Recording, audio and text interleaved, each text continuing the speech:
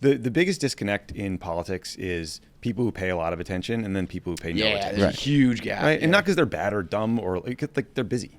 And so like you see Trump serving McDonald's on TikTok and you're like, oh, that's funny, that's relatable, I like him. And that's how people vote.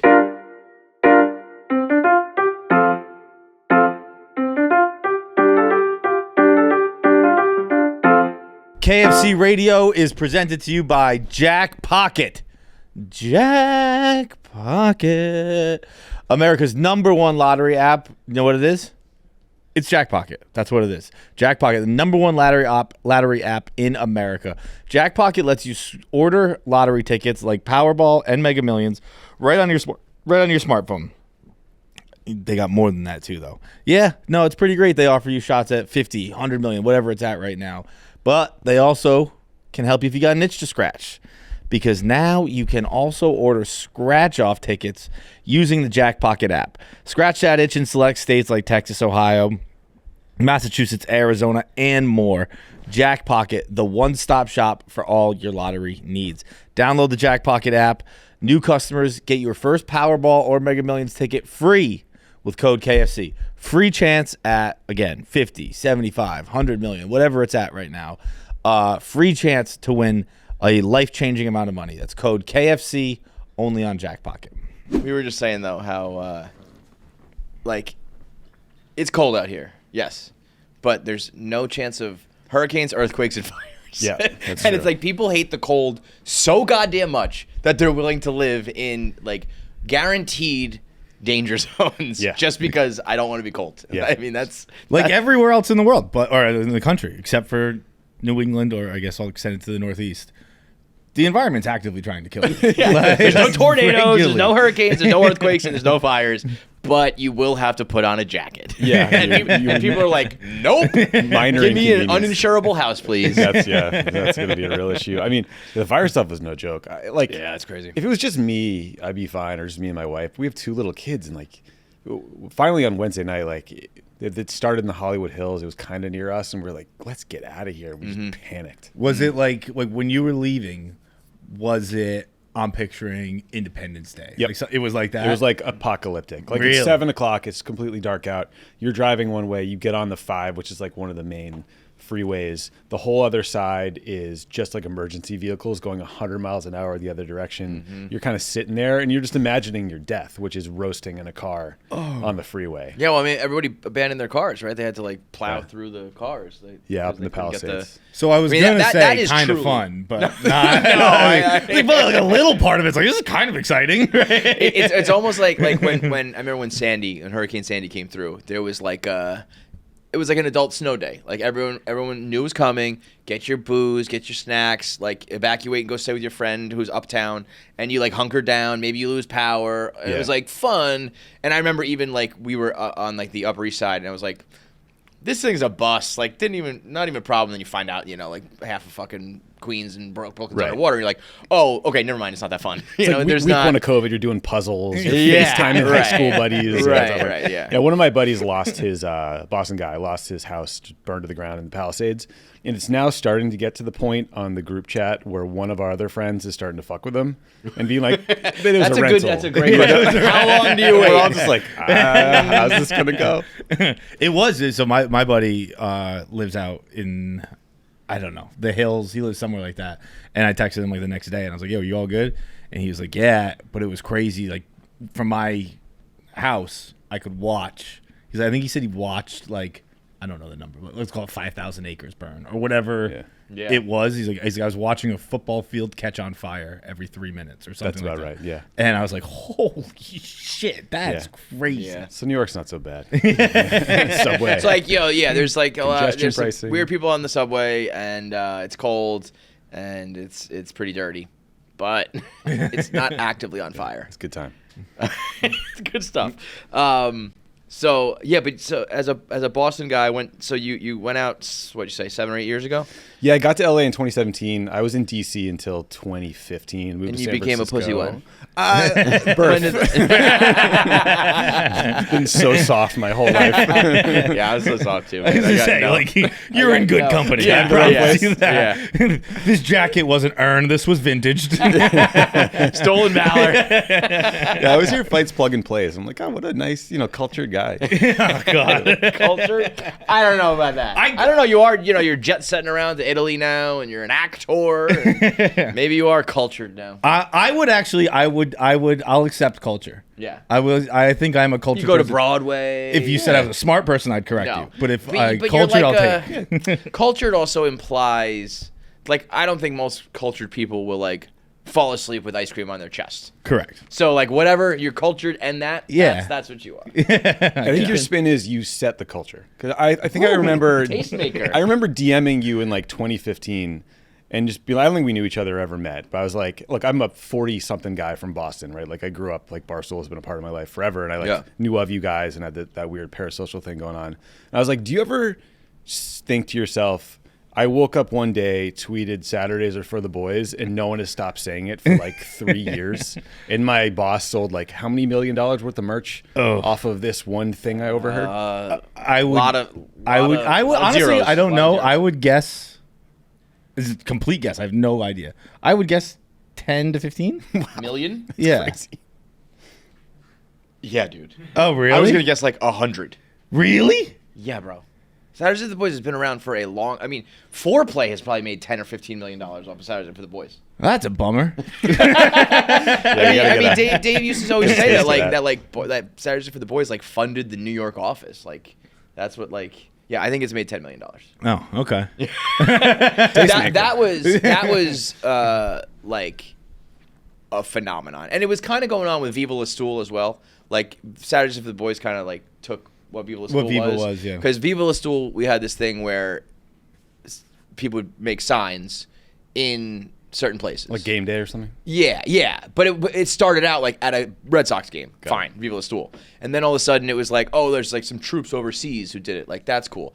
And then I remember it made it to the Buckingham Palace when, I guess it was the wedding? Or? It was Kate's wedding. Yeah, the royal wedding. And it was just like somebody like popped in the corner, like that little guy on Mortal Kombat. Toasty. He just like popped in. It said Viva La Stool. And I was like, no way. That, and then it made it to the Christ the Redeemer statue in Rio. Nice. And I was like, there's something going on here. And then it went crazy. Then, I mean, there's been a Viva La Stool in every major spot, like in the world, you know? And then Saturdays for the Boys was kind of the vocal version of that. Like, That was, it was almost like it when, was not brand specific. It could just be well, like that's why anything. it worked. Yeah. 'Cause nobody, like, not nobody, but like half the people did not know it was Barstool. Right. They just Right. thought it, you know. But I That's fun to remember say. that started like, you know, maybe some of the Patriots say it. It's like, okay, that makes sense. But all of a sudden, like, Bill Clinton saying it. And I was like, Really? Adams, I think, right? Wasn't He- Clinton? Or somebody no. said, hey, Bill, like, what are Saturdays for the Boys? And he said, like, yeah. Dude, Or there something were, like that, you know. Like, there gave, were like, a gave his lot thumbs up. of like political people who got Weird. into like it was super They just ruined weird. it for us. Yeah.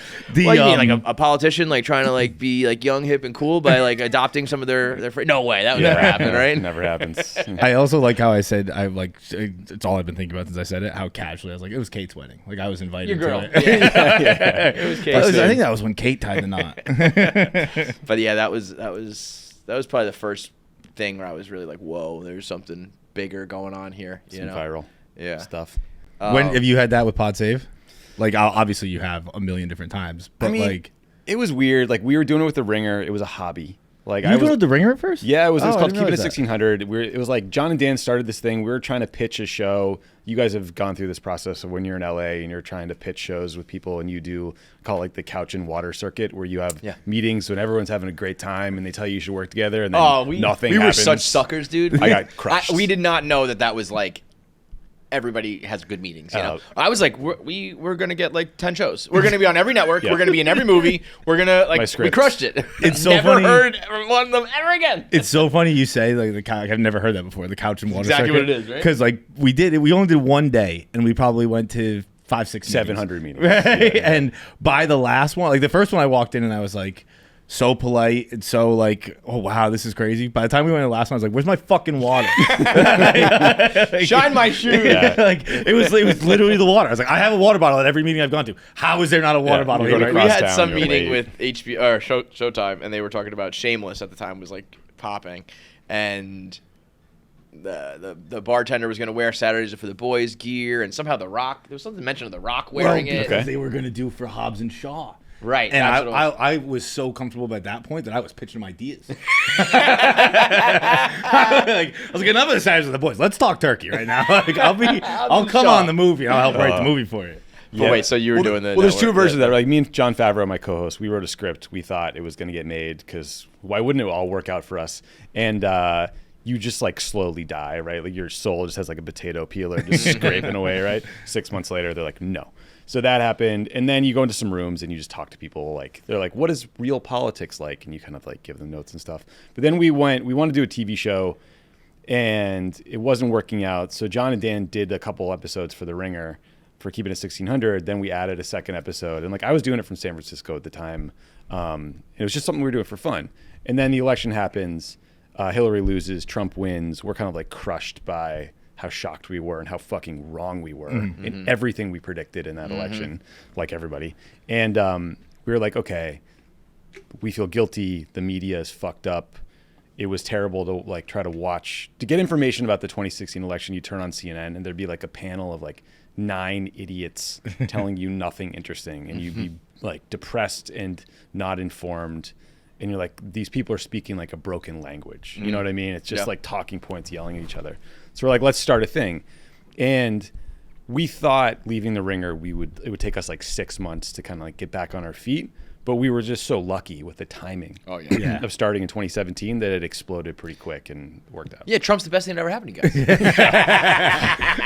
Every once in a while, like Deal I'd with have the devil. an agent meeting that was like a couch and water thing where they'd be like, yeah, but if Trump wins again, it's good for you. And I'm like, I don't think you understand. I don't think people are going to be like paying attention this time the way they were the first time. I think people are going to be a little broken. Have you noticed that? I think people are broken right now. At least the Democratic side is kind of like, we're a mess. We're a disaster. Yeah. What do we do about it? you guys are like the team right now that like, it's probably like the Bills in the 90s where they just like couldn't get over the hump, and you're just like, oh, well, what do we? It's a rebuild. You know what I mean? Yeah, fire the coach. It's a top-down rebuild. Yeah, Fire like the you coach, gotta fire the quarterback. fire the concession stand guys, like gut them, you know. And it's our own fault. Like the Democratic Party, elections are a choice, and you can't just be anti one guy. You have to give people something. And we were like, hey, here's this guy. He is clearly way too old to be elected for 4 more years, but we're going to try to shove this down your throat. And then that debate happens, and like, yes, he eventually dropped out, but it took months and months, and it was just a mess. And it was like, Did you know it like as soon as he was up there? You're like, oh fuck. 5 minutes in, I was like, this is the like, worst fuck. debate. Yeah. I've ever seen. I couldn't even watch was because like painful. I do not like Donald Trump, and so I'm voting for whoever is Democrat. And I was like, I just knew, and I was like, I can't even watch this. I was like, I got to be able to earnestly say I still think he can do it. So in order to do that, I can't watch. You can't. Yeah. I mean, if you had even a slight brain, you're just like, no, it's giving. And so, do you it's think insulting you to think it people's was intelligence.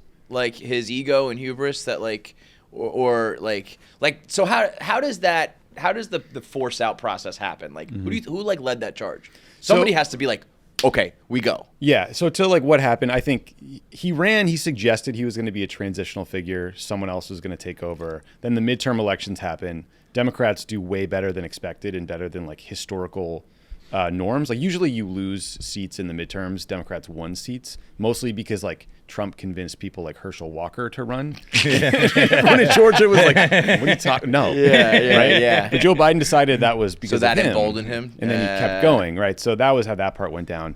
And then the force him out process was like anyone who watched the debate with eyeballs was like, this is not working. Yeah. And it took members of Congress time. Like initially they tried to go to the White House and be like, hey, you need to make a change. This is not working. The White House ignored them.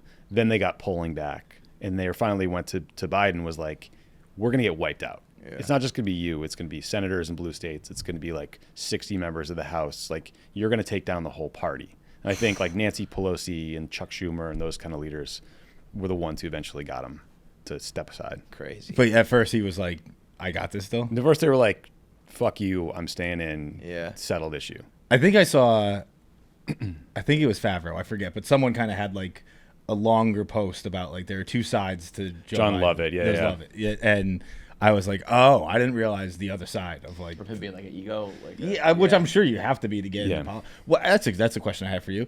At what point in politics, I'm trying to think how I should phrase you this become properly. a fucking scumbag. like well, kind in a sense, Yeah. yeah. Like, at what point do you think? Because in my head, like, well, why would you get in the line of work if you don't actually want to help people? It's like Yeah. what I think about myself with podcasting. Like, well, I don't know, I just want to make people laugh. Like, Right. that's what I still want to do. Yeah. At what point is there like kind of a jump you have to make to be like? Because I genuinely don't think, maybe it's just the way I choose to view the world. Like, I don't think most politicians are bad people. I think most Yeah. politicians want to help people. Yeah. But at what point do you have to make a switch where you're a little more selfish, Sure. I guess, or narcissistic or whatever? I mean, like, I think at the end of the day, like, politics, it's human beings who are flawed making imperfect decisions. Right. You know what I mean? And like, we all have egos. We all can be petty. We all can be assholes, right? And so even if you're the most powerful person in the world, you still like feel a little slight. Like if you're the lead singer of the Rolling Stones, or like you're the bass player in the hottest band in the world, like I'm sure you get pissed off if the lead singer is getting all the shine, right? Like we all have this petty shit inside us. I think, like, I worked for John Edwards in 2004. He was just like a random senator from North Carolina, ran for president, got on the VP ticket, and then for John Kerry, who was his vice presidential nominee. Yeah. I think he's an interesting example of someone who's like a normal guy, U.S. senator, good dude, lawyer, got kind of used to the trappings of the office and like having a motorcade and security and all this shit, and got enamored with it, and it led him down a bad path, where he ended up cheating on his wife and had this child out of wedlock, and this whole scandal came out, right? And so that's one example. I think though, like, I worked for Obama for 9 years, Right. and the thing that was just alien about him is he's just like so secure and confident at all times, and it's so fucking annoying. You know what I mean? Like, 'cause whenever I see him, I'm like a 24-year-old kid who met him for the first time, and I remember the fact that I was like sitting on the floor and wearing a ratty t-shirt and I didn't have my shoes on, and it's like will stick with me forever because I feel like I was an idiot. A little dipshit, and I think he remembers it. He probably has no memory of this, right? Yeah, but he yeah, just yeah. like doesn't care. Right. But like, you're right. Like, I think most of them are in it for the right reasons, but you can get like led astray. You Because wrote, like when people just say like politicians are scumbags, like, you mean city councilors? Like, where do you start? There certainly are scumbags. Of course there are. 'cause yeah, they're people, I mean, I but- feel like, well, nowadays it's so. I mean, I can't, the modern version, this modern version of politics is like being a celebrity, basically. You know what I mean? It's all about attention. And just yes, it's about attention and money and followers and popularity and all that Yeah. shit. Like when it's supposed to be a job that's like the furthest thing from that. It's supposed to be, you know, like civic Service. duty, and it's like, no, I'm a fucking rock star. Yeah. And obviously Trump is like the king of that, but I don't think you can undo that. You know what I mean? Like I think you used to probably be, you know, famous, but it was like you're in the newspapers and you're talked about on the nightly news. Now it's like you're an influencer. You know what I mean? Big time. So it's like if I was brilliant, no fucking way I would ever go into public office. You know what I mean? I'm going to work in the private sector. Yeah. I'm going to make more money. I'm not going to have all the pressure in the world on me. I'm not going to be hated by at least 50% of the country. Like, I'm going to go be a tech guy. I'm going to go, like, who would want this job? This job sucks. You have to like really care about helping people. You have to have a Yeah. supreme confidence in yourself. But it's even like beyond what you just said. You also, if you run for president, there is an entire industry digging up dirt on you. There's Yeah. journalists who are doing their Oh. job. They're doing the right thing. Right. But there's the opposition side. There's opposition researchers. There's They'll attack find ads. every bear that you killed and buried in the park. Our kids' stories are the best. When that one came out, I pitched the idea. The government has not gotten back to me on it, but that RFK has to be able to run in perpetuity. He's always just potentially on a Always ticket campaigning. because he just has to be investigated at all times. Not for negative things. Well, obviously negative, whatever you want to say it, but like funny negative, where it's like he buried a bear in Central Park. The story was so funny. It was like none of the geography made sense to New Yorkers, right? Like, because he had to go to a He's doing falconry. He's doing falconry he upstate. was doing falconry. He found a dead bear. Then he went to like a Bender dinner in Brooklyn. In Brooklyn, or yeah, he something. went to, But then he had to go to the And then, airport. he buried it in the park. Like, it's all. But he staged a bike accident in a bike lane with a bear corpse. And then got caught like 30 years later or whatever it was, in the 80s or whatever, right? It's like Every level of that story, I was like, that's the most rock star thing I ever heard. it felt like Mad Libs, honestly. It was like animal, place, vehicle, action, and just put it all together. I was having a horrible week at work, and when that came out, I was crying, laughing, dramatic reading from my family. Anyways, the best. So wait, you wrote for Obama? So one of you guys, Lovett and Favreau were speechwriters. okay, I 'cause worked one of you in the press guys office.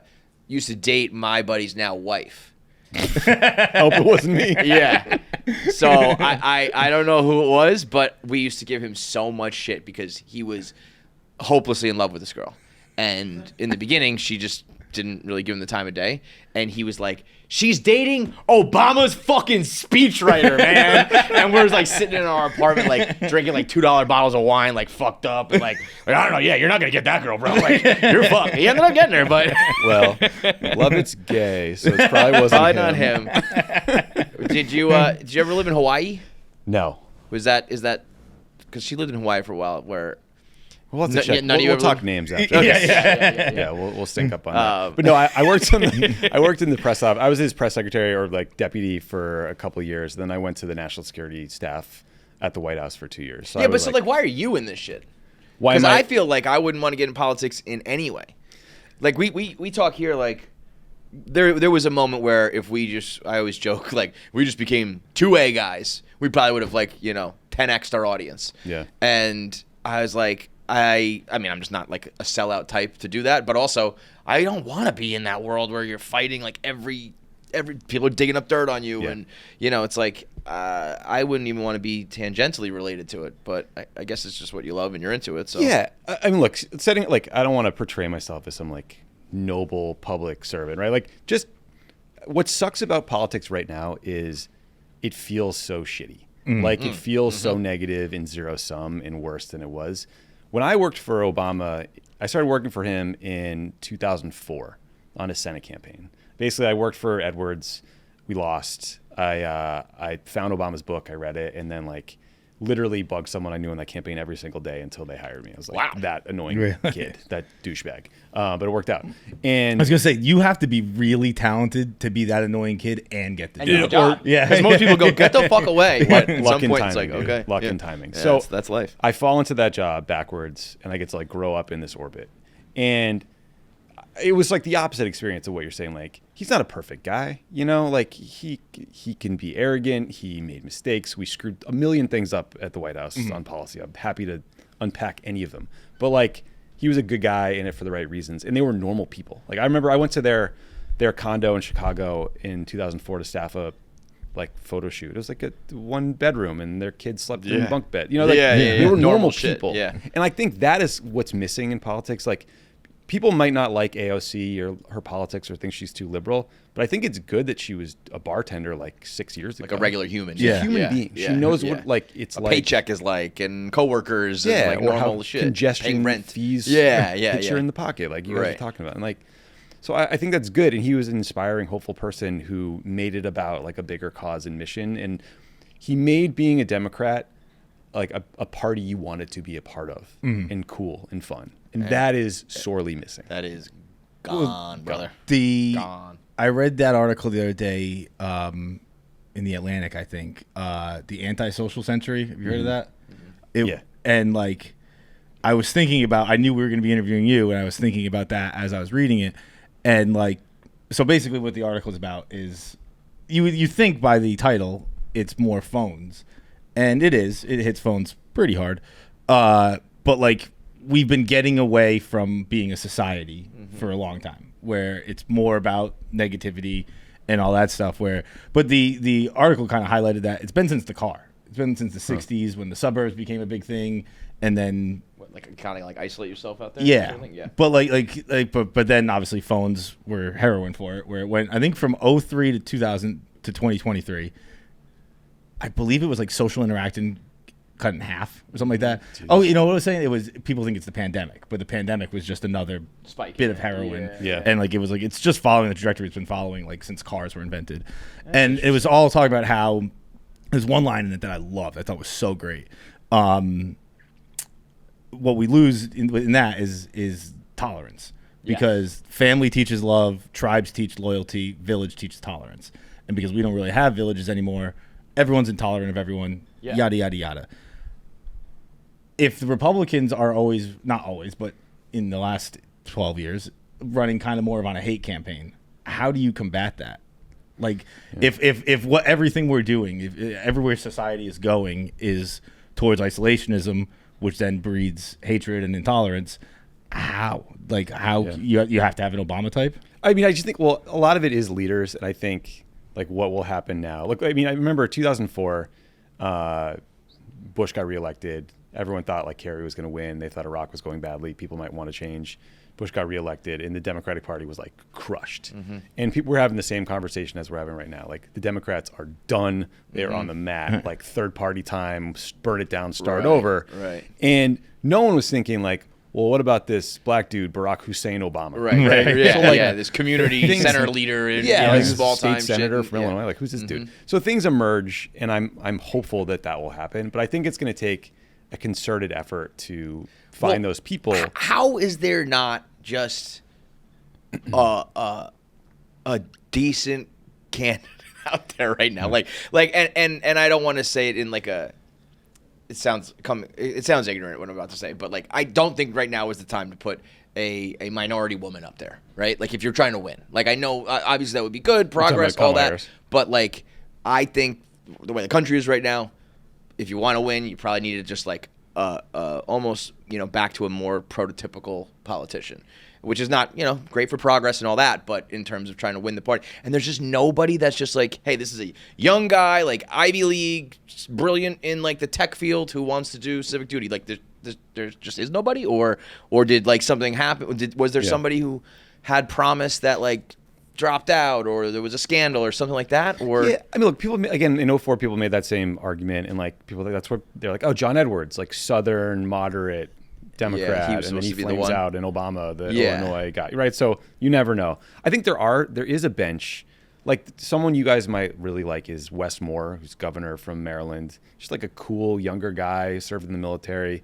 There was this awesome clip of him like in full pads, or maybe not full pads, but he was like wearing a football uniform, like going to practice with the Maryland team, and they're just like, they're trying to punch out the ball so hard, and he's got these guns, but he's like gripping it with all his life, like just a young, cool guy. It's crazy, but that shit like that matters. It should not matter, but really it does matters. These days. Yeah, dude, Donald Trump serving McDonald's like was brilliant. But Brilliant. that makes a difference. I think so. It's so like if you can't see through that, though, you know what I mean? But like, the fact that there are people out there being like, he drove a truck that day, he was in McDonald's. I know. He's an everyman. It's like, he would spit on you and piss on you, and like, but dorks in DC, myself included, sometimes think of like campaigns and candidates as like a list of policies. But your average, like, the biggest disconnect in politics is people who pay a lot of attention and then people who pay no attention. There's a huge gap. Right? And not because they're bad or dumb, or like they're busy. They have shit going on. And so like, you see Trump serving McDonald's on TikTok, and you're like, oh, that's funny, that's relatable, I like him. And that's how people vote. Do you think there's I remember seeing that before the election coming up, the election that just passed, where it was like, we're all getting worked up, and this is going to be decided by 3,000 people in Michigan who didn't even know until they got to the poll that Biden wasn't running. Right. And you like, kind of puts things in perspective where you're like, okay, I can exhale. Like, it is really out of my control right now.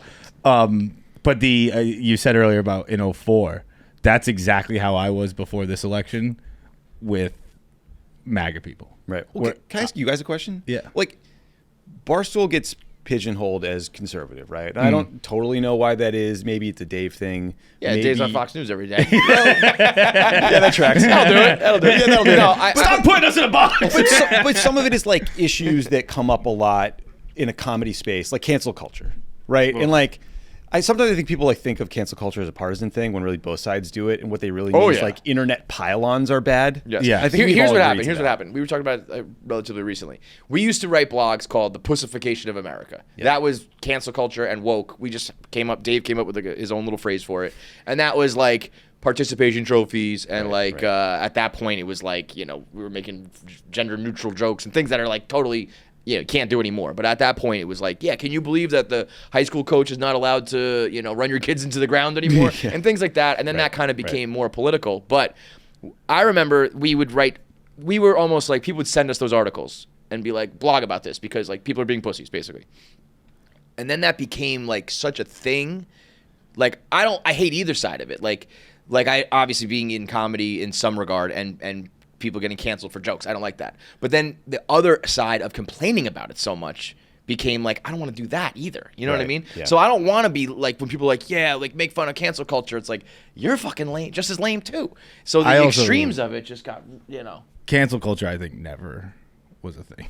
Like I whatever you're mad about, there is someone making that joke successfully right now. Mm-hmm. If you're like, we can't say blank anymore, there's a show doing it. There's a stand-up doing it. They're just doing it better than the person who got in trouble. Jess Lennox. Right? Really And like, there's someone making the joke that you think can't be made. Like, oh, we can't say that anymore. Yes, you can. There's someone making a lot of fucking money doing it. Yeah. They just do it right. I guess why I asked is like, I remember you reached out to me like several years ago. And you're like, hey, come on my show. And I was a fucking wimp and a loser. And I was like, I can't because Barstool brand is bad and our audience will not like it. Mm-hmm. And I think back on that and I really regret it because I think it's stupid for me to suggest that like you guys or your audience, like first of all, share all the views of the place you work. Like that's not how life works. We don't like espouse the views of our corporation, right? Like yeah. Well, I always thought that was funny. It was like, and I get because we were just a smaller shop, but it's like you don't go to like an ESPN and be like, what is Scott Van Pelt must think the same thing as John Skipper or whatever. It's like, these are just people who work at the same place. But. Yeah, but also like I think from just a purely like tactical political perspective, it's so stupid for Democrats not to be talking to the Barstool audience and then complain when people vote for Donald Trump. Right? I mean, and that's kind of like what I you just want to talk to you guys can't about. Ever underestimate how many and how like passionate there are people who are like in the Midwest who just like love football and like I always think of it from like a content point of view, but it kind of applies to politics where it's like these guys just want to like talk about football and their life and like we're in this bubble over here and don't realize that is a big swath of America, and if you ignore that or not even ignore that but like actively piss them off and belittle them or treat them so they feel that way for a long time, there's going to be a backlash, But that was an active thought for you to be like, you know what? It was just me being like worried about getting beaten down by the internet. Yeah. I mean, I get that. Like on the other, put the shoe on the other foot. Like if I can't even think, I guess Tucker Carlson. If Tucker Carlson wanted to come on the show, I'd be like, no, I don't want to do that. Mm-hmm. And like, it probably isn't smart. I'm not talking about numbers or business or anything like that, but like, you can just talk. It's kind of like we were talking about earlier, like The Village. Like it's easier to just talk to people, but now I feel like all of us have audiences that we just assume their audience is going to suck, so they're going to want to talk about blank. That I don't want to sit down and talk with them, which again is dumb probably for both people. Yeah, like I think when you go on a show of any kind, whether it's like, I almost feel like 100% of the time, you walk out of like an interview being like, oh, that wasn't so bad. That guy was like pretty cool, or like we didn't totally agree on like everything, but like he's better in person. It's like the problem is the fan bases because politics has just become sports. It's like the way you radically root for your team, and I will never give a Yankee fan like any credit or any humanity. Correct. Like I just hate them, but it's just silly. It's sports. When you apply that to real life politics, it's a fucking problem. But I do not know how. I don't know how to stop that at all. There's no, because even if there is some humanity amongst candidates, like you're not going to stop either of your mobs from engaging the way they engage. You know what I mean? Yeah, you can draw lines, but you can't stop. Like, Jack, to your question a couple minutes ago of like, why do I like politics? There is a piece of it where it's like you're on a team. It's a shared experience. You share the suck when it's terrible and the good times when it's fun. And there's a competitive piece of it. And I think like I miss that in my life. Like I wasn't good at sports, but I liked playing sports. And I liked being on a team and part of like a shared goal and mission. And like, bro, let me tell you, just go play like with like a men's basketball league. Don't do this politics. I will dislocate my shoulders so fast. I know. For the fourth time. Yeah. Politics is at least safe physically for now. Yeah, right. I'm not confused why you get in politics. I kind of like politics to an extent. News to me. Well, I don't like talking about them on podcasts because if we're gonna have a real conversation like we're doing now, I'm happy to do that. But I just hate being like, isn't Trump funny? And I really like that's like how the podcast circuit works. Like, do you see what Trump did yesterday? It's so funny. I'm like, can we like if you want to talk about like an idea? Like, I'm sure I'd love to talk about that. But like I can't do it's the fan bases. I can't deal with fan bases and stuff like that. 99% of people I interact with, I like. Right? And I like them and I have fun with them. Yeah. And but just the one, it's if you like wearing it on your sleeve and all that shit. Like if someone came in here like again like Tucker Carlson like a MAGA hat, I'd be like, I don't want to do this interview. Like this is so dumb. Yeah, I mean it became. I hate to be the nobody likes the. It feels very much like you have to pick a side these days. You know what I mean? And it's like. When both sides are pretty radical and everything does kind of suck, it's hard. It's like I don't know what to do politically. It's like because I don't agree with one side. I don't like the way the other side acts. Like there's different things. There's different things that are not likable about each side. You know what I mean? Yeah. And I'm very much like man without a party where I'm like I don't like any of this like at all. Yeah, it feels bleak right now. I mean, I think what's so annoying about politics is like. A few thousand votes one way or the other, and you win or lose. And if you win, you're a genius, and you lose, you're a moron. Yeah. And that's just not how it wins. You know what I mean? Like, right. So I think it's treated as so zero-sum, but the truth is right now, America's like a 50-50 country. Yeah. And we're all acting like, look, the Republicans have all the control. They will for at least 2 years. There's going to be some dark times for, libs like me getting triggered left and right. Libtard. But I think like it's a pendulum. It swings. It'll swing back. This ad is brought to you by Gametime. Here at KFC Radio and at Barstool Sports as a whole, we love getting out to live events. Be it a concert, a football game, a comedy show, we always use Gametime, the official ticketing partner of Barstool Sports. You know how much we love Gametime? Now, with their brand new Gametime Pick feature, they're making it even easier to get to a game. Gametime Picks filters out the fluff to show you only incredible deals on great seats so you don't have to waste time searching through thousands of tickets. To use Gametime Picks, just pull up your chosen event and turn on the GT Pick setting at the top of the screen, or browse the best local Gametime Picks deals near you on the Gametime app homepage. What are you waiting for? Go see All In. Go see, Gia was just telling me to play that Nicole Scherzinger's in that she said was really good. All kinds of games in town. Rangers are active in season. Knicks are active in season. We got tickets for everything. All you got to do is download the Gametime app today and use code KFC to easily score great deals with new Gametime picks. What time is it? Gametime. Yeah. Now, I have a question there because that's another idea that I had forgotten about that I might want to pitch to you. You said America's kind of like a 50-50 country. Yeah. I think what America needs, because we are so divided, more divided than we've ever been, I think we need state TV. Tell me more. Like North Korea type shit? Kinda. Okay. Maybe a diet version I'm of listening. it. Where it's like, it's a pretty good place. And like, let's all just accept that it's a good place. We're starting there. It's not the greatest. Like, it's not perfect, but it's a good spot. It's a pretty good spot we got here, right? And just reminding people every day, like, hey, it's not so bad. it's not so bad. Yeah, like you know what I mean? Like, yeah, like, hey, girls, like, you can show your ankles if you wanted to. like, there are some things that are pretty cool around here. There's just like I remember reading before the election, and you you'll know this better than me, but like I remember reading that like post-pandemic we had the best economy in the world, or at least in the G7, and I travel a good amount, and we're better than the other places. And like I really love them. I love going. I know. But like just someone reminded, and someone likable, someone who's not in a party affiliated, someone like I don't even know who it would be, but just someone who's like, hey guys, things aren't so bad today. Yeah. And you're like, okay, now I can talk to other people because it's not DEFCON 5 right now. Or DEFCON 1, right? Yeah. The other way, Yeah, it goes I feel like your state TV idea, like that kind of exists, like PBS or something, like substantive and thoughtful and like nuanced, and then no one wants it. No, can't be that. Okay, got it. He wants like the Fast and the Furious version. Okay. Well, Dwayne The Rock Johnson was going to be someone I threw out, although he's fell out of grace recently. Well, that's not a bad idea then. But just someone being like, hey, like You guys see the football game last night? That was pretty That was cool. pretty cool. Popeye's still here.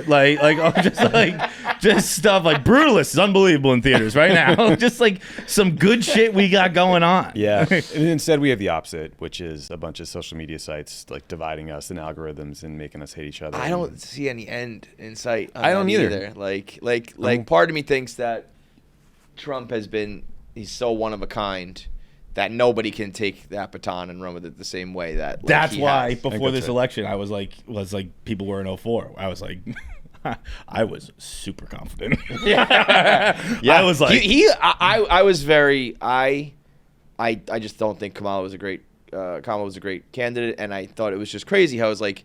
I feel like it was almost the running joke for like 3 years was like, we're hiding her in the basement. She's doing nothing. And then all of a sudden it was like, we lied. Actually, she's the greatest candidate ever. And I remember being like, even if you don't like her, it's just not the way to run this. You know what I mean? But he had me. I was like, I don't know. John seems pretty confident. I was sitting back smoking a cigar. I was like, Kamala's gonna win a bloodbath. I was like, I don't think so. But man, he's really. Kevin would have like a million polls. He'd be like, it doesn't seem that way, but those are wrong. Yeah. Like, I was so just logic. Like I'm a logic guy, and logically, I was like, I don't understand how you can lose by 7 million votes, get convicted 34 times, get found, whatever the however I'm supposed to legally phrase the E. Carroll, Right. Well, I forget her last name. Yeah, the sexual assault. Sexual assault. Yeah. And I was like, you can't lose by 7 million votes and pick up votes. You would think. So, Yeah, but so did you think that Kamala was a great candidate? And I mean, put aside, like, all of these people are accomplished and smart and, like, you come from a great background as an attorney and all that. I'm not saying she's like an idiot, but it's like in terms of being the president. Like, Listen, I mean, winning is everything, right? So if you lose, I don't think you're a great candidate. I thought she did. I thought like spinning up a campaign in 107 days is next to impossible. I think they did a lot of things right. There are a bunch of things. I feel like that was like the machine, though, no? No, because the money. Everyone was like, "Oh, the money came in." It's like, I think the money was going to come in staff. anybody. Look, it was not perfect, and I think they should have taken more swings. And like, too much has been written or discussed. Like, should she do Rogan or not? Like, of course you do Rogan. Yeah, Just do everything. Crazy. Yeah, but yeah, I think you need to loosen up and just let rip a little bit. But like, what did I think going in? I thought odds are he was gonna win because all incumbents were losing. But by the end, I let myself kind of get talked into her winning. Mm-hmm. Believe. I wanted to believe. So I thought from the debate, I was like, what's the same thing as the other one? It's one person who's who can speak and one person she did well who in can't. that one debate. They only did the one, and I was like, after that, I was like, but oh. like it. When the assassination attempt happened. That's when I thought it was over. Yeah. Okay, yeah, because I remember thinking that was another one. I was like, it's a wrap, and I remember him being like, we're pretty far out from the election, like that might like fade in time. And I was like, oh, that's a good point, but I do think things like that really matter. That fucking imagery and it just rallies. It's that was crazy, by the way. That was crazy. Imagine if his head just got fucking blown up on TV. That would have been. I mean, his head would have exploded on television. It would have been really bad. I think it would have descended the country into horrific reprisal violence. Yeah, that would have been nuts. But yeah, I mean, so he's got 4 more years. He's a lame duck. Really, it's 2 years until the midterms, and then Democrats, if they win, can block what he wants to do. But like, it's a 2-year window for the party to get his shit together and figure out what they want to be for, or fumble the bag. What is? You said something there where you're talking about blocking what he wants to do. I was thinking about that yesterday when he signed. I forget. A couple hundred executive orders. Yeah, and I think at least a good deal of them, or some of them, were designed to undo what Biden did. Yeah. Is that how it's always been? That the next guy just undoes everything the last guy did? Because you can't really get anything going at that point. Right. I mean, so yes and no. Like, an executive order is kind of a glorified press release. Like, you are telling the government how to implement laws that exist. You can't like create new laws. You can't amend laws. You can't appropriate money for things. You can move money around a little bit. So it's like EOs are real in some instances. Like, you can sanction a country or you can like make immigration policy, but you can't do big things. Like, you can't pass Obamacare or whatever. Like, that has to be through Congress. You can't put money towards something.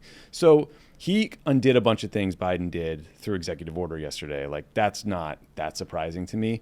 But what will get harder for him is passing things through Congress. Although But they did have votes. Biden do the same thing when he got out? Like, did he some shit like, undid the Muslim ban or like got you back into the Paris Climate Accords that Trump just got us out of. Yeah. So that like at some point, don't like we have to. Like it's almost like a team changing coach every 2 years. You're like you need can't some get stability. anything going. Yeah. If we just every 4 years we're just undoing what the last guy did. That's right. And it's all this bullshit about like I'm going to do this on day one, and that ends up being all these executive orders that are like kind of they're not as meaningful. It's almost like PR, right? It's like Yes. you're not announcing this is what I believe Yes. or what I think. And Right, like he put past an EO yesterday that will prevent the government from blocking freedom of speech. Did you guys notice a big difference today? I did. Well, but almost like, yeah. Are we Free good? speech is one we get a little too worked up about. I'm an anti-free speech guy. yeah? Oh, no. I think free speech should be treated like oh no. like it should be treated shouldn't like come on the show. like a baby crying, where you're like, no one stop it. But I'm not loving it. You know what I mean? That's fair. Yeah, like we shouldn't be like proud of it. It's like, yeah, this has to happen. No one's ever been like a free thinker or a free speech guy, and you're like, get a load of this guy. Yeah. Turn him up a little bit. Well, the people who exercise free speech are the worst. Yeah, that's what I'm saying. That's the problem. Yeah. I believe that there's like 1,000 people who should get to vote. Like I really here are my two big hot takes. Like one, I think people are just dreadfully uninformed. Myself being one of them. Like I don't know enough about any of this shit. Like to really voice my opinion. And two, we need to like we got to break up the country into like 5 different countries. I legitimately like there's just no way that like people from the Northeast are going to align with people from like Mississippi. It's like it's different countries. It's so big. Like an AP poll and then conferences. yeah. Is that what we're doing here? No, I think there should be like the Northeast needs to be a country, the Southeast needs to be a country, the California should probably just be its own country. Yeah, we got it. And then like from like the like Washington State through like the Midwest can just be like them, and then like Texas. We'll call that like the Bush or something. Yeah, but like, why in the world would I ever think, feel, and be under the same rules, laws, lifestyle from like someone from Mississippi, Alabama? It's just like we're not. When Europe, it's like so tight together, and they're all these like little itty bitty places.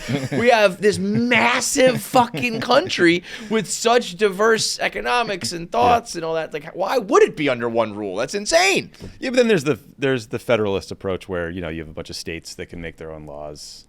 So there's flexibility. Yeah. I mean, I get it, but it's just it just feels like you're going like I feel like we ultimately started as a people who are similar, right? And then it's like you grow out in different economies, Right. different styles, and then naturally you just keep going, separate from each other. And it's like I probably would relate more to like certain European countries than I would to some guy in Texas who's like farming and loves his guns and all that shit. It's like we are from different planets, bro. Right. Well, and this is the problem with the country. Like, it evolves over time. There's immigration. People are having kids. Like industries evolve and change, and it looks different and it feels different. And we kind of have to grow into that. And we look to leaders to either bring us together or pull us apart as those things happen. And I think like Trump is trying to pull us apart and make us hate each other. And I think that's the scary piece. So what happens? Like, what if Trump just like kills it? What if he's great? Yeah. Well, like what would like I know there are times where it's like what's good like what was his name on the soccer team who didn't make the national team like 10 years ago? Landon Donovan. Right? Remember he got left off the team? Yeah. And I was like, that guy's sitting at home rooting against America. For sure. He just is. He just is. And I feel like there's a lot of that goes on where it's like, I think there are people right now who would rather the country perform poorly and things go bad so they can be like, right now the world is stuck in being right. They want to be right. Whether you're arguing about sports or like literal like life. It's like, I would rather be right than happy, prosperous, good. You know what I mean? No doubt. People get dug in, they get dogged and ridiculous about their views, and they hate the other guy more than they like their own team. Yeah. And they're human. Yeah. That shit happens all the time. It's like It's sports, hating but the Yankees. because, I hate the like, Yankees. but again, I'd that's rather you shouldn't see- do that with no, real it's life bad. stuff. It's but definitely it is. bad. Look, from my personal perspective, like Trump, there was just a ceasefire in Gaza. Yeah. The Biden people worked on this deal for like 13 months. Trump got it over the finish line. He told his envoy to go over there and basically get it done. And like when he named this dude, it was like his golf buddy, he's like a real estate guy, Steve Witkoff. I made fun of it. I was like, who's this fucking clown? He's the Middle East peace envoy. And then the guy sealed the deal and got a ceasefire to happen, at least temporarily. And I give Trump tons of credit for that. And if he can cut a deal with the Russians and the Ukrainians that leads to peace there, that isn't just like Ukraine getting gutted and losing all its territory and not being able to defend itself going forward, the guy should get the Nobel Peace Prize. You know what I mean? Like, yeah. Go Well, President Trump. Like, right, I right. will cheer for you. But you're right. Like, I remember I was in the White House when we killed Osama bin Laden, and there were Republicans who even that week like wouldn't praise Obama. Right. And I was like, okay. Yeah, you're really, yeah, It's yeah, like yeah. you're doing like the Super Bowl interview the morning after, still drunk, and like he couldn't get any love from anybody. Like Lindsey Graham. Like, I see how this works. Right. I get the game here. You know. How much of it is a game? Because I remember seeing, I think it was at Jimmy Carter's funeral. There was the video of like, it was Trump and Obama. By the way, real quick, did you see that stat about Jimmy Carter that he was alive for 490 of Babe Ruth's home runs? That's crazy. And 490 of Giancarlo Stanton's home runs. He saw the same amount of home runs as Babe Ruth and Mike Stanton. That guy was alive for 1,000 years. So long. Anyway. So long. But when it was, I'm sure you've seen it. Yeah. Trump and Obama like kind of laughing with each other, which like, as someone who likes Obama doesn't like Trump, I was like, kind of like at first I was like, People didn't love it. Well, but at the same time, like I was like, well, that's what I would do. I'm at a fucking funeral. Some guy I hate hits me. I laugh about it. I'm like, I play nice, and we're at a goddamn presidential funeral. But like, aside from that video, how much of politics is that of people like who hate each other publicly, just being like, yo, what's up, bro? Yeah. Yeah, it's like, we're playing everybody like a fiddle, huh? We're all getting rich and fucking power and all that. Yeah. Well, I've been told, like, my buddy was Jeb's communications guy, and he said Trump Please was like, Trump was like the number one guy there. Like commercial break would happen at a debate. He's like, how you doing? How's your family? What's going on? Like, and you can see that in Trump. He's a I think he's like Clinton-esque in that he's a regard. glad handler. Switching He's hands, kissing babies. He wants to be loved, yeah. right? So there is some bullshit to it. Like, these guys, especially back in the day, they were all like elite members of the same social circles, same schools, same money, right? So they were buddies, and I think it kept it a little more cordial. And these days, it's just a bit more cutthroat. Did you see the clip of there's this girl I follow on Instagram who is a lip reader, and at the inauguration, Obama leaned over to. He walks in. Bush. Yeah, Bush. Yeah. And he was like, how can we stop what's happening? That's good. Good question, sir. Bush always fucks around. Dude, Bush like cracks jokes, slap bum in the stomach. Does he have like a PR team, or is it just like, I mean, just like one of the worst war criminals ever 20 years ago. Now he's like this funny, goofy guy. I know, it's weird. Was that like a conscious thing, or that just happened because he's one of those guys who naturally is kind of like liked as well, even though I think that's just his vibe. Like, he just is a goofball. Yeah, I mean, it's weird. I don't there was love a it meme either. going around that said, like destined to be MLB commissioner, forced to be a war criminal. Like he just wanted to like own the Rangers, and he should have stuck in that. I know. But you know what's crazy? Like, I mean, you know what Sorry, I'm gonna interrupt because it's important. I want one more idea I wanted to pitch to you. Please. You saying war criminal reminded me. It's actually not my idea. It's PFT's. And I saw him say it once, I was like, that's the most brilliant idea ever. What if after you're president, you have to go to jail? For how long? Forever. Oh, that's You're like, as president, like you probably committed some war crimes, right? Like like if you're American president, you go to jail after. I think that's a great idea. I don't know about that one. I don't think I'd be signing up for that. Well, now we're getting people who are committed to the cause. You are really right, down right. your ride. You really Real killers. Yeah, you like had God spoke to you. You know this is a calling because you know if you're signing up, you're going to jail after. What kind of jail? Like real federal? It'd be a nice jail. Okay. It'd be nice. Like one of those like Country Swedish prisons. Yeah, where you're like yeah, hanging yeah. out. It's like a It's fence where- this high. Yeah. Yeah. It's where that horrible terrorist in Sweden went, or Norway. What was the guy's name? Reykjavik or something like that. The guy who shot like 77 people. Yeah, He's like hanging I remember out. seeing his prison They're after. like, Breivik please or don't something go like that? outside that fence, and they're like, okay, yeah. Wait, Reykjavik's the city. It's Breivik. I don't know. I'm glad I don't know the name of this. But I saw his prison cell toured once, and I was like, not bad. Looks What better the than fuck my kind of apartment. tourism are you doing? No. It was on video. It was on video. But it was like he had access to like guitars. He had a music room, so the president could have They can have what he has. Okay. We'll take this one up the chain. Okay. At the risk of, dying by suicide in a couple days, the Clintons in the party, I feel like it would be best to move on. And get rid of them.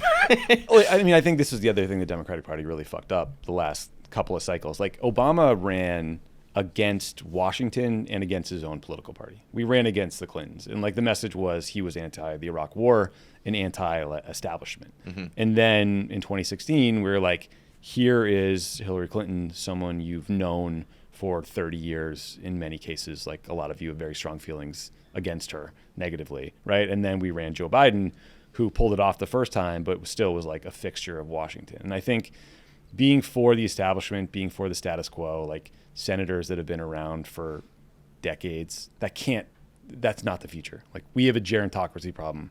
We got to get rid of all these old really people. got to be a limit, like a age I agree. limit. I mean, it's crazy. Term limits, age limits, whatever. Crazy. Like, what would you cap it at if it was an age? 65, 70? 65. I think even like, because you probably, I know plenty There's of 70-year-olds wisdom, who are right? fine, but it's like, it's the same reason I also know like a 30-year-old that could probably be smart enough, but you're just too young, and then you're just too old. Like, it is insane that these guys are literally ancient corpses. And I also think there has to be something done about like Nancy Pelosi's money. I don't know what goes on there, but it's weird, and it's just, I know it's enough of an issue where it's just like, this is broken. You know what I mean? Like, the fact that you can buy and sell individual stocks as a member of Congress is insane, and it should be banned. how is there, if And there's both any parties, sort of there's some insider agreement. trading rules that exist, how is that allowed? It's outrageous, and it should not happen, and it drives me crazy. I guess as long as Do you follow Unusual Whales? The rule is like, it's like Belichick. It's like, fix the rule then. You know what I mean? Yeah. I'm not gonna not get rich if I can. But You invoked Belichick. Now I have to. I'm like, you're right, dude. He's like my brother. I'm like, you're right. Bill would do that. Bill would take the win. I know he would. Yeah. But like that is, it's like that also just gives something. It just gives ammo to the other side and or your makes people detractors or lose whatever. faith in the Yeah, it's just like, because I probably get a little more conspiratorial than the average person. Okay. But I also, and I know like some of I that don't shit's think you silly. do. I think I think you get actually as conspiratorial as the average person. Yeah. I think I probably Which used is to very be a little more. Right, yeah. But I also do like a lot of that as more of just like, for fun, just thinking outside the box, whatever. I don't like believe a lot of it, but I do believe like there's just so much mistrust. There's so distrust that's just like, I don't know if it's got to be like a new party system or like a new, like, what would it take for there to be like a change in the election process, how many parties are involved, how many, right? Like, Yeah. like, Well, I mean, there's we're just entirely so different- entrenched in this that how do you stop it? Yeah, I mean, I think we'd have to. A third-party candidate could run and do really well, like a Ross Perot in '92, and steal a bunch of votes from one side. They and force never changes. have a real shot, right? Never a real shot, but like you never seen someone that was really good and determined. And part of that is because it's super hard to get on the ballot and it's expensive, and there's all these roadblocks set up to keep third-party candidates off ballots. And I've been a person who's. I'm not like worked to do that, but have criticized them because I thought, such and such, like the Green Party or something will steal votes from Democrats while helping Trump, right? Yeah, And totally. that out.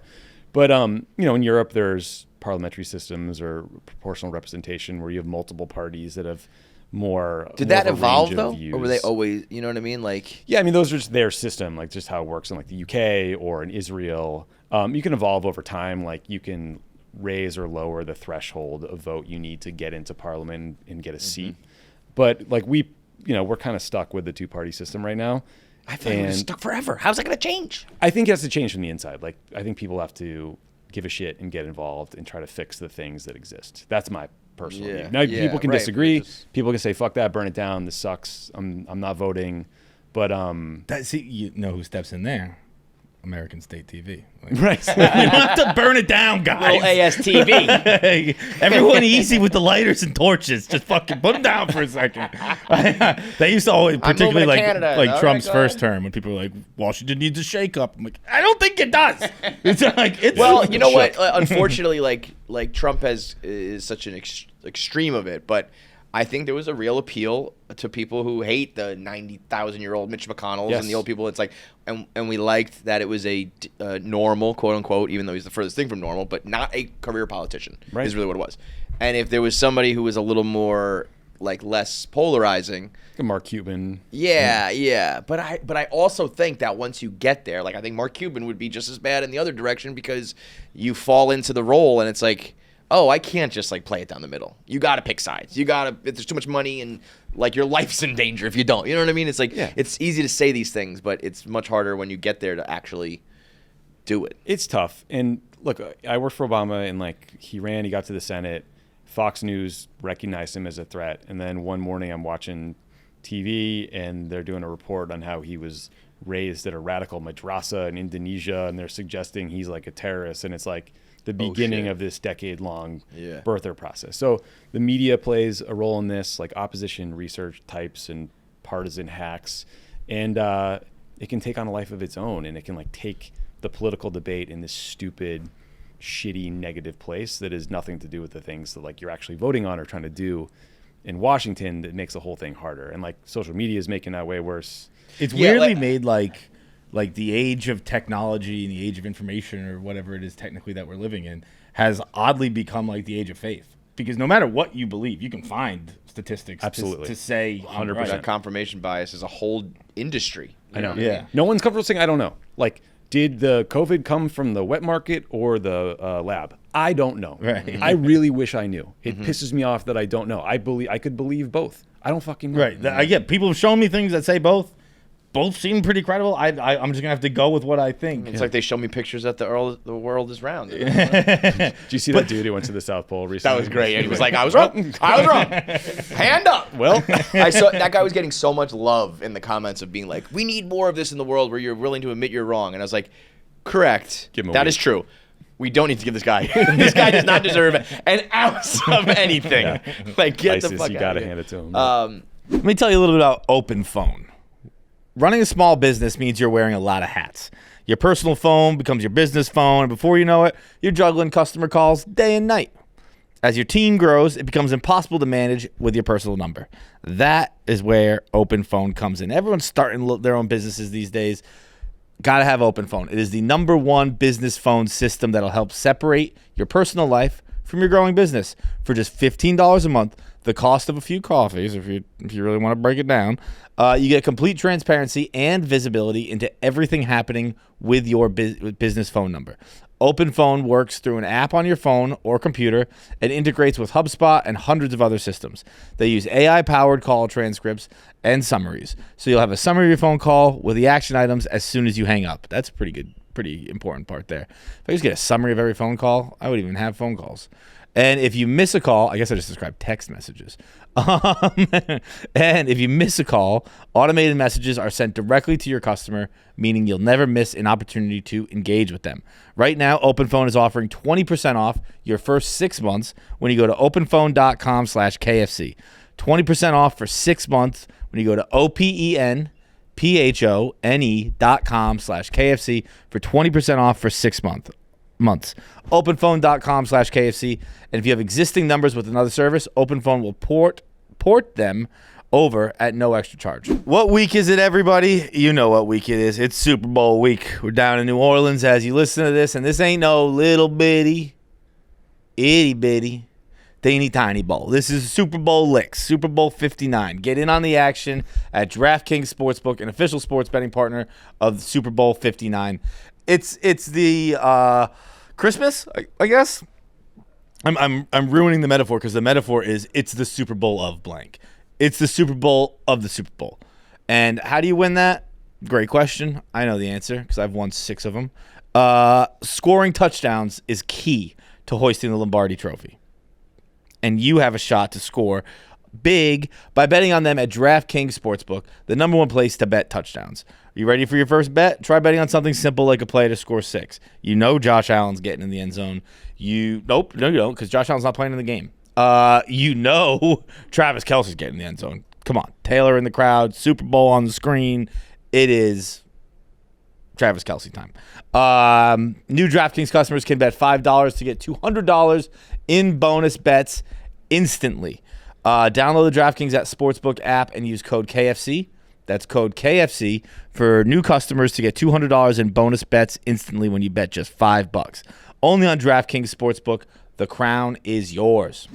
this is probably a conflict of interest to ask this question as a political podcaster, but what do you think about the political podcasting realm? No, I shouldn't say that, because political podcasts, I actually think the ones that are out there are good. It's the non-political podcast talking about politics that I think is insufferable. And they're all my favorite people. They're all like my favorite comics. I think they're all very funny. I listen to their shows about all the other topics I love, and I'm like, I just don't think you should be involved in this at fucking all. I mean, I think like that's one of the things Trump did really well was he went on those shows and he engaged with those people. Like he like went on and talked to Theo Von, and Theo Von asked him about doing cocaine. And I was like, man, that's like compelling content. Yeah, there's a difference between like compelling content and like, I wish people could watch that and like not have that sway what they think about the election or what they're going to vote for. It's cool that he would like entertain a conversation about cocaine. I don't know if that necessarily means you should vote for him or not. Yeah, look, I'm trying to like give I'm trying to be open-minded. Like I wish Democrats did more of these shows and they went on Theo Von's show and tried to convince him rather than like scold him for talking to Trump. Like, that's you definitely have step one, right? Yeah. Like, do I wish, when I watched Rogan's interview with Trump that he was like a little more informed and pushed back on stuff and told Trump when he was wrong? Yeah. But like I feel like I could be complaining for the rest of my life if that's what I want. As someone like who in these situations, I assume you're pretty informed. Are you like screaming at the TV? Like, I mean, sometimes, I don't know. I'm just used to it. Like, they just liked him. Here's the thing. You know what it is? Like the fact that he would sit down for 3 hours and just talk to someone like a human being is the thing. That's what matters. It's like there's probably a whole bunch of lies and phony shit and he didn't push back, all that shit. But it's also like these other robots just wouldn't even be able to like physically do that. Right. Like, there's there's whether someone, you have friends, it's like, they're not a good guy, but they're nice to you. Yeah. Like that just kind of means everything. Like he clearly was cool to Rogan. They built that relationship over a long time. Like he clearly is made friends with like Taylor Lewan and the Bustin' with the Boys guys, right? Like you build relationships and you get to know someone, and then you see all these criticisms of him or like policy ideas he has, and you're like, yeah, he's not going to do that. He's not a bad dude. And do I wish people brought a little bit of a more critical eye to that conversation? Absolutely. But I also don't really think it's their job. I think it's the Democratic Party's job to go to those places and make their case and like do that pushing back. Do you think that they have, like, the Democrats have to stop focusing on hating Trump and being Republican, right? Yes. To me, it's like complaining about, like, again, sports analogy. It's like complaining about the Patriots or the Yankees when your team fucking sucks. It's like being a Jets fan. It's like, get your own shit in order before you. But I think we gotta watch what he does, not what he says. You can't be outraged all the time. You can't go down every rabbit hole. But it's like, all right, buddy, you said you were going to bring down inflation on day one. Where's the results? You said you're going to end the war in Ukraine on day one. Have you done it yet? Right? Like, hold his feet to the fire on that. When these mass deportations happen and families are getting ripped apart from their kids from parents, highlight those stories and the harm that's getting done. But even that, I mean, that's different. You do have to shine a light on it if that kind of shit's happening. But even like worrying about holding his feet to the fire rather than like get your shit in order for the next election. You know what I mean? You gotta do both. But like the next election is 2 years. You ain't changing anything. The next election is the midterms. Yeah. You're right. He's not running again, right? Like he's a lame duck. But it's about it's a different worldview and like proving that his is not going to work for. Look, he said he was going to. But isn't that what we just said? Like you shouldn't do that. You got to do both. You got to tell people who you are, what you're for. Like I want the Democratic Party to be the party for working people. I want us to be anti-war. I want us to be anti-establishment and not just for like fucking broken systems. I want to get money out of politics. Those are things I want the Democratic Party to be for, right? But I also want voters who think that like Trump is this populist who's working for the working people to realize that all the MAGA voters who went to the DC inaugural stuff got left outside while like the tech oligarchs sat on stage. And, like, what does that tell you about who's got his ear? You know what I mean? But that's where I'm like, trying to get good information. But you can't, like, you're not going to change their minds. There's nothing you can do to convince people who love Donald Trump that like they're never going to see the light. So why even waste your time? No. Like there's like MAGA diehard loyalists. If you're wearing a Trump hat, you're going to rallies, you're probably with him for life. But there are and vice versa, by the way. But there's like 5-10% of swing voters that decide every single election. Yeah. And like Democrats convince themselves that all we have to do is turn out our people.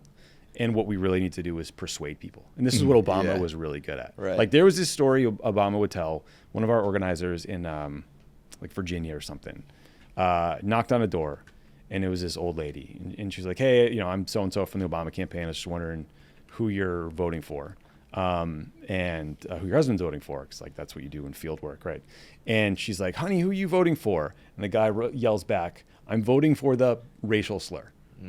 And like that's a horrible story. Wait, Obama was at the door? No, this is an organizer told him this story. Okay. And that's a horrible story that someone would talk that way. But I think it also spoke to an ability he had to connect with someone who was like openly racist. Because that person thought that's crazy. He cared about them economically or on all these other issues. Like there's more to the story that I'm forgetting. But it was just interesting. Obama would like he just tried to talk to people. He tried to convince them.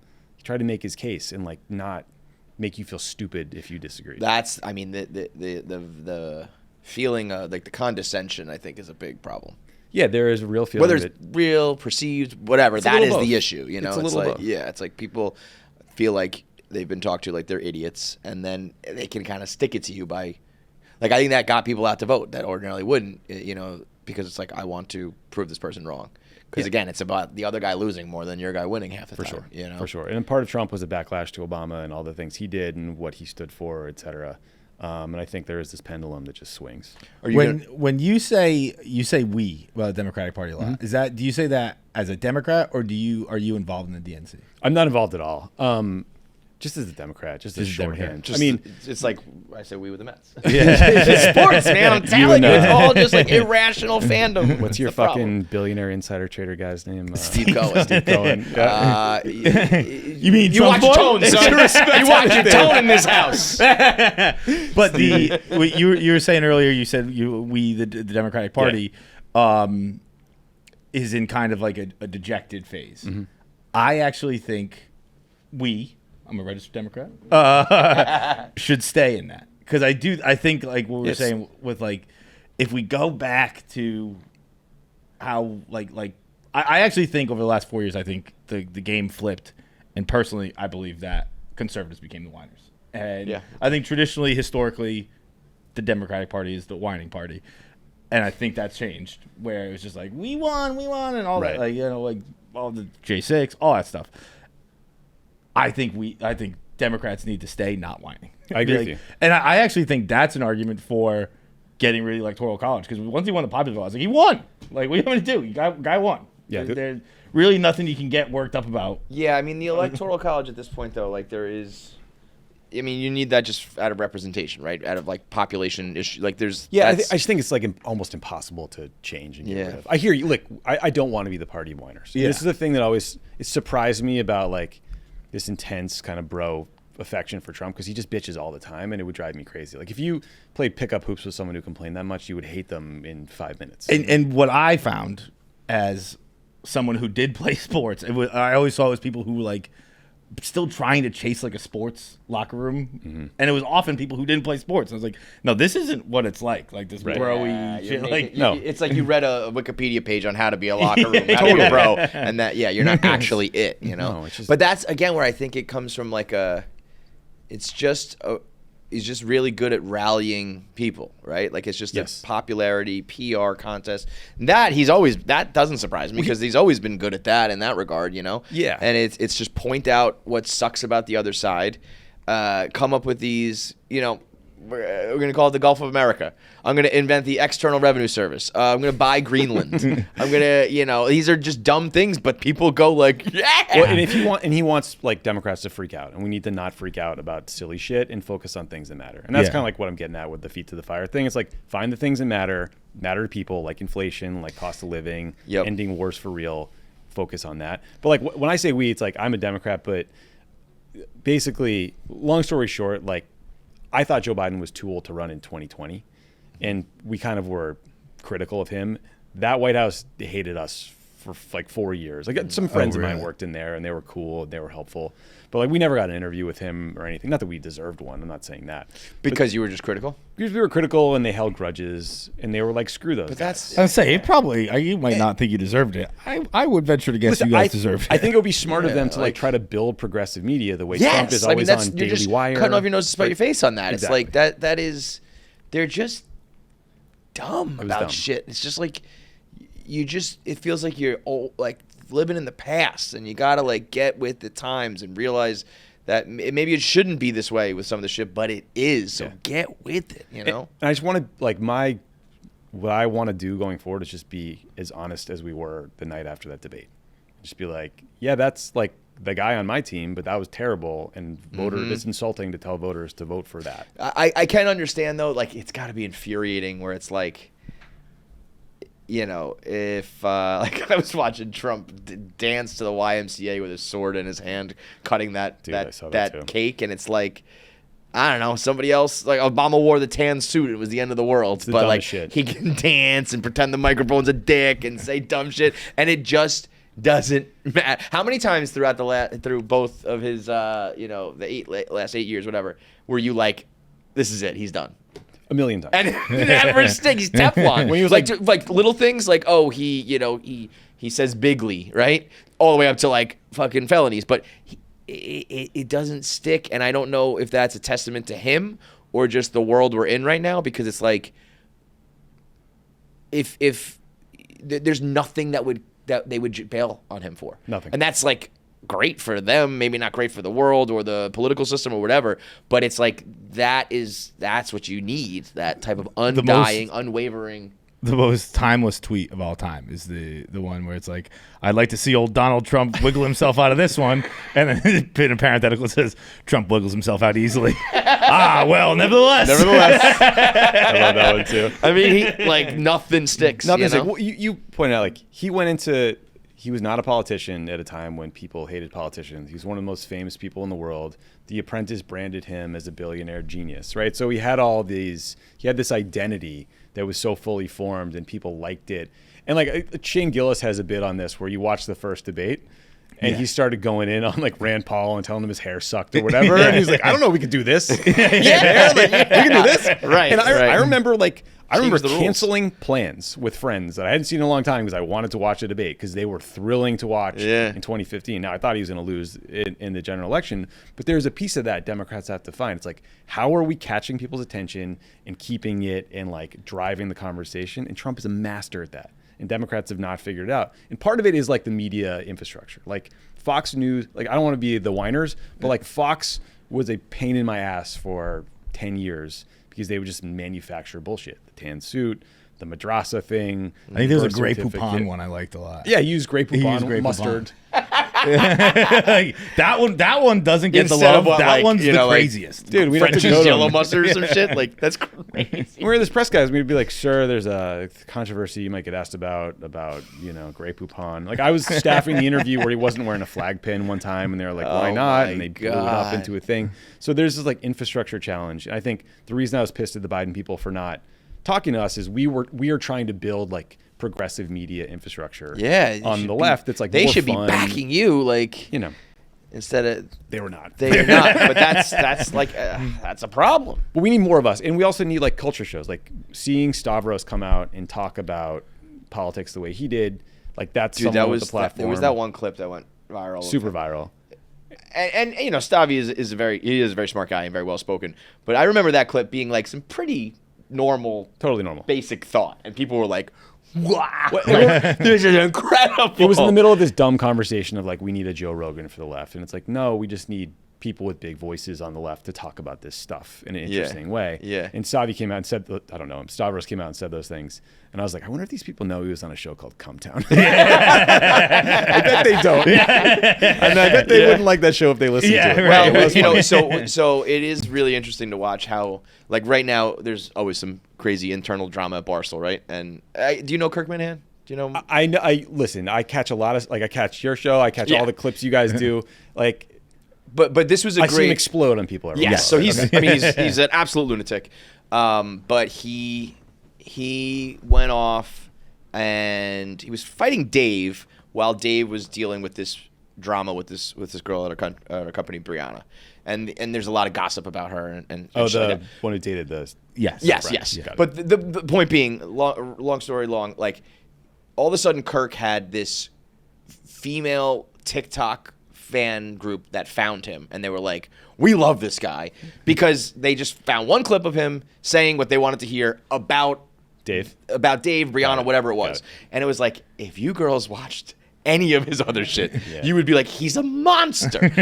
but the world these days, if you find somebody that confirms your bias and you just latch on and that's it. And like, I guess maybe you want to do the honorable thing and like not play into that, or you want to win, because it's like you got to get dirty if you want those people to back you or join you or whatever. And it's just the internet's an ugly, ugly, ugly world. I don't know how you guys deal with the like internal drama, Barstool stuff. Like it's a hype house with the like team whatever on the outside going after you stuff. They would make me insane. I just the internet bury gets my to head me. in the sand. Yeah, just ignore it. It gets to me too.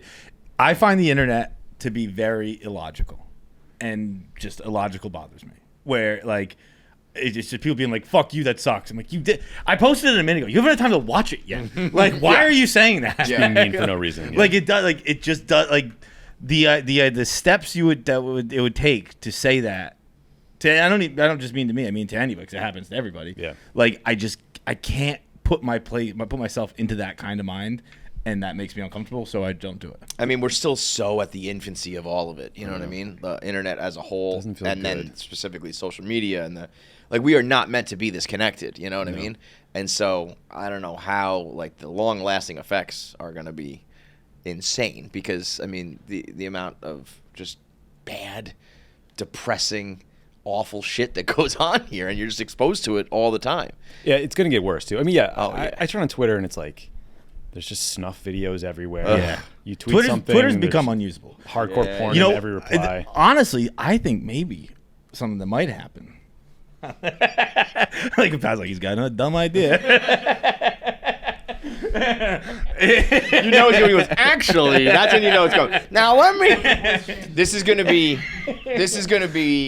an Elon Musk take. No, is it not? no, Okay. this isn't. It actually isn't an idea. It's just it might happen. Like I think that we as a society killed the internet faster than we killed the planet. Like I think the internet's unusable. I find It used to be awesome. It was so fun for a while. Yeah. like social media is unusable. I think even worse than social media is like our websites. You go to a website, it's unusable. The ad tech breaks my computer. I have a brand new computer. I go to like the Reuters.com. It just crashes my computer. How is this how we're running going a fucking backwards. railroad? So I think maybe we're gonna kill the internet, and then we got Get off the internet. This is an interesting point. Lovett was making this case last night that like throughout history, things become status symbols and they get built up, and then over time that gets like in the 1800s in Europe, like you wanted to be fat and pale, Yes. right, because it meant you didn't work in the fields, and then all of a sudden tans were a status symbol and made you hot.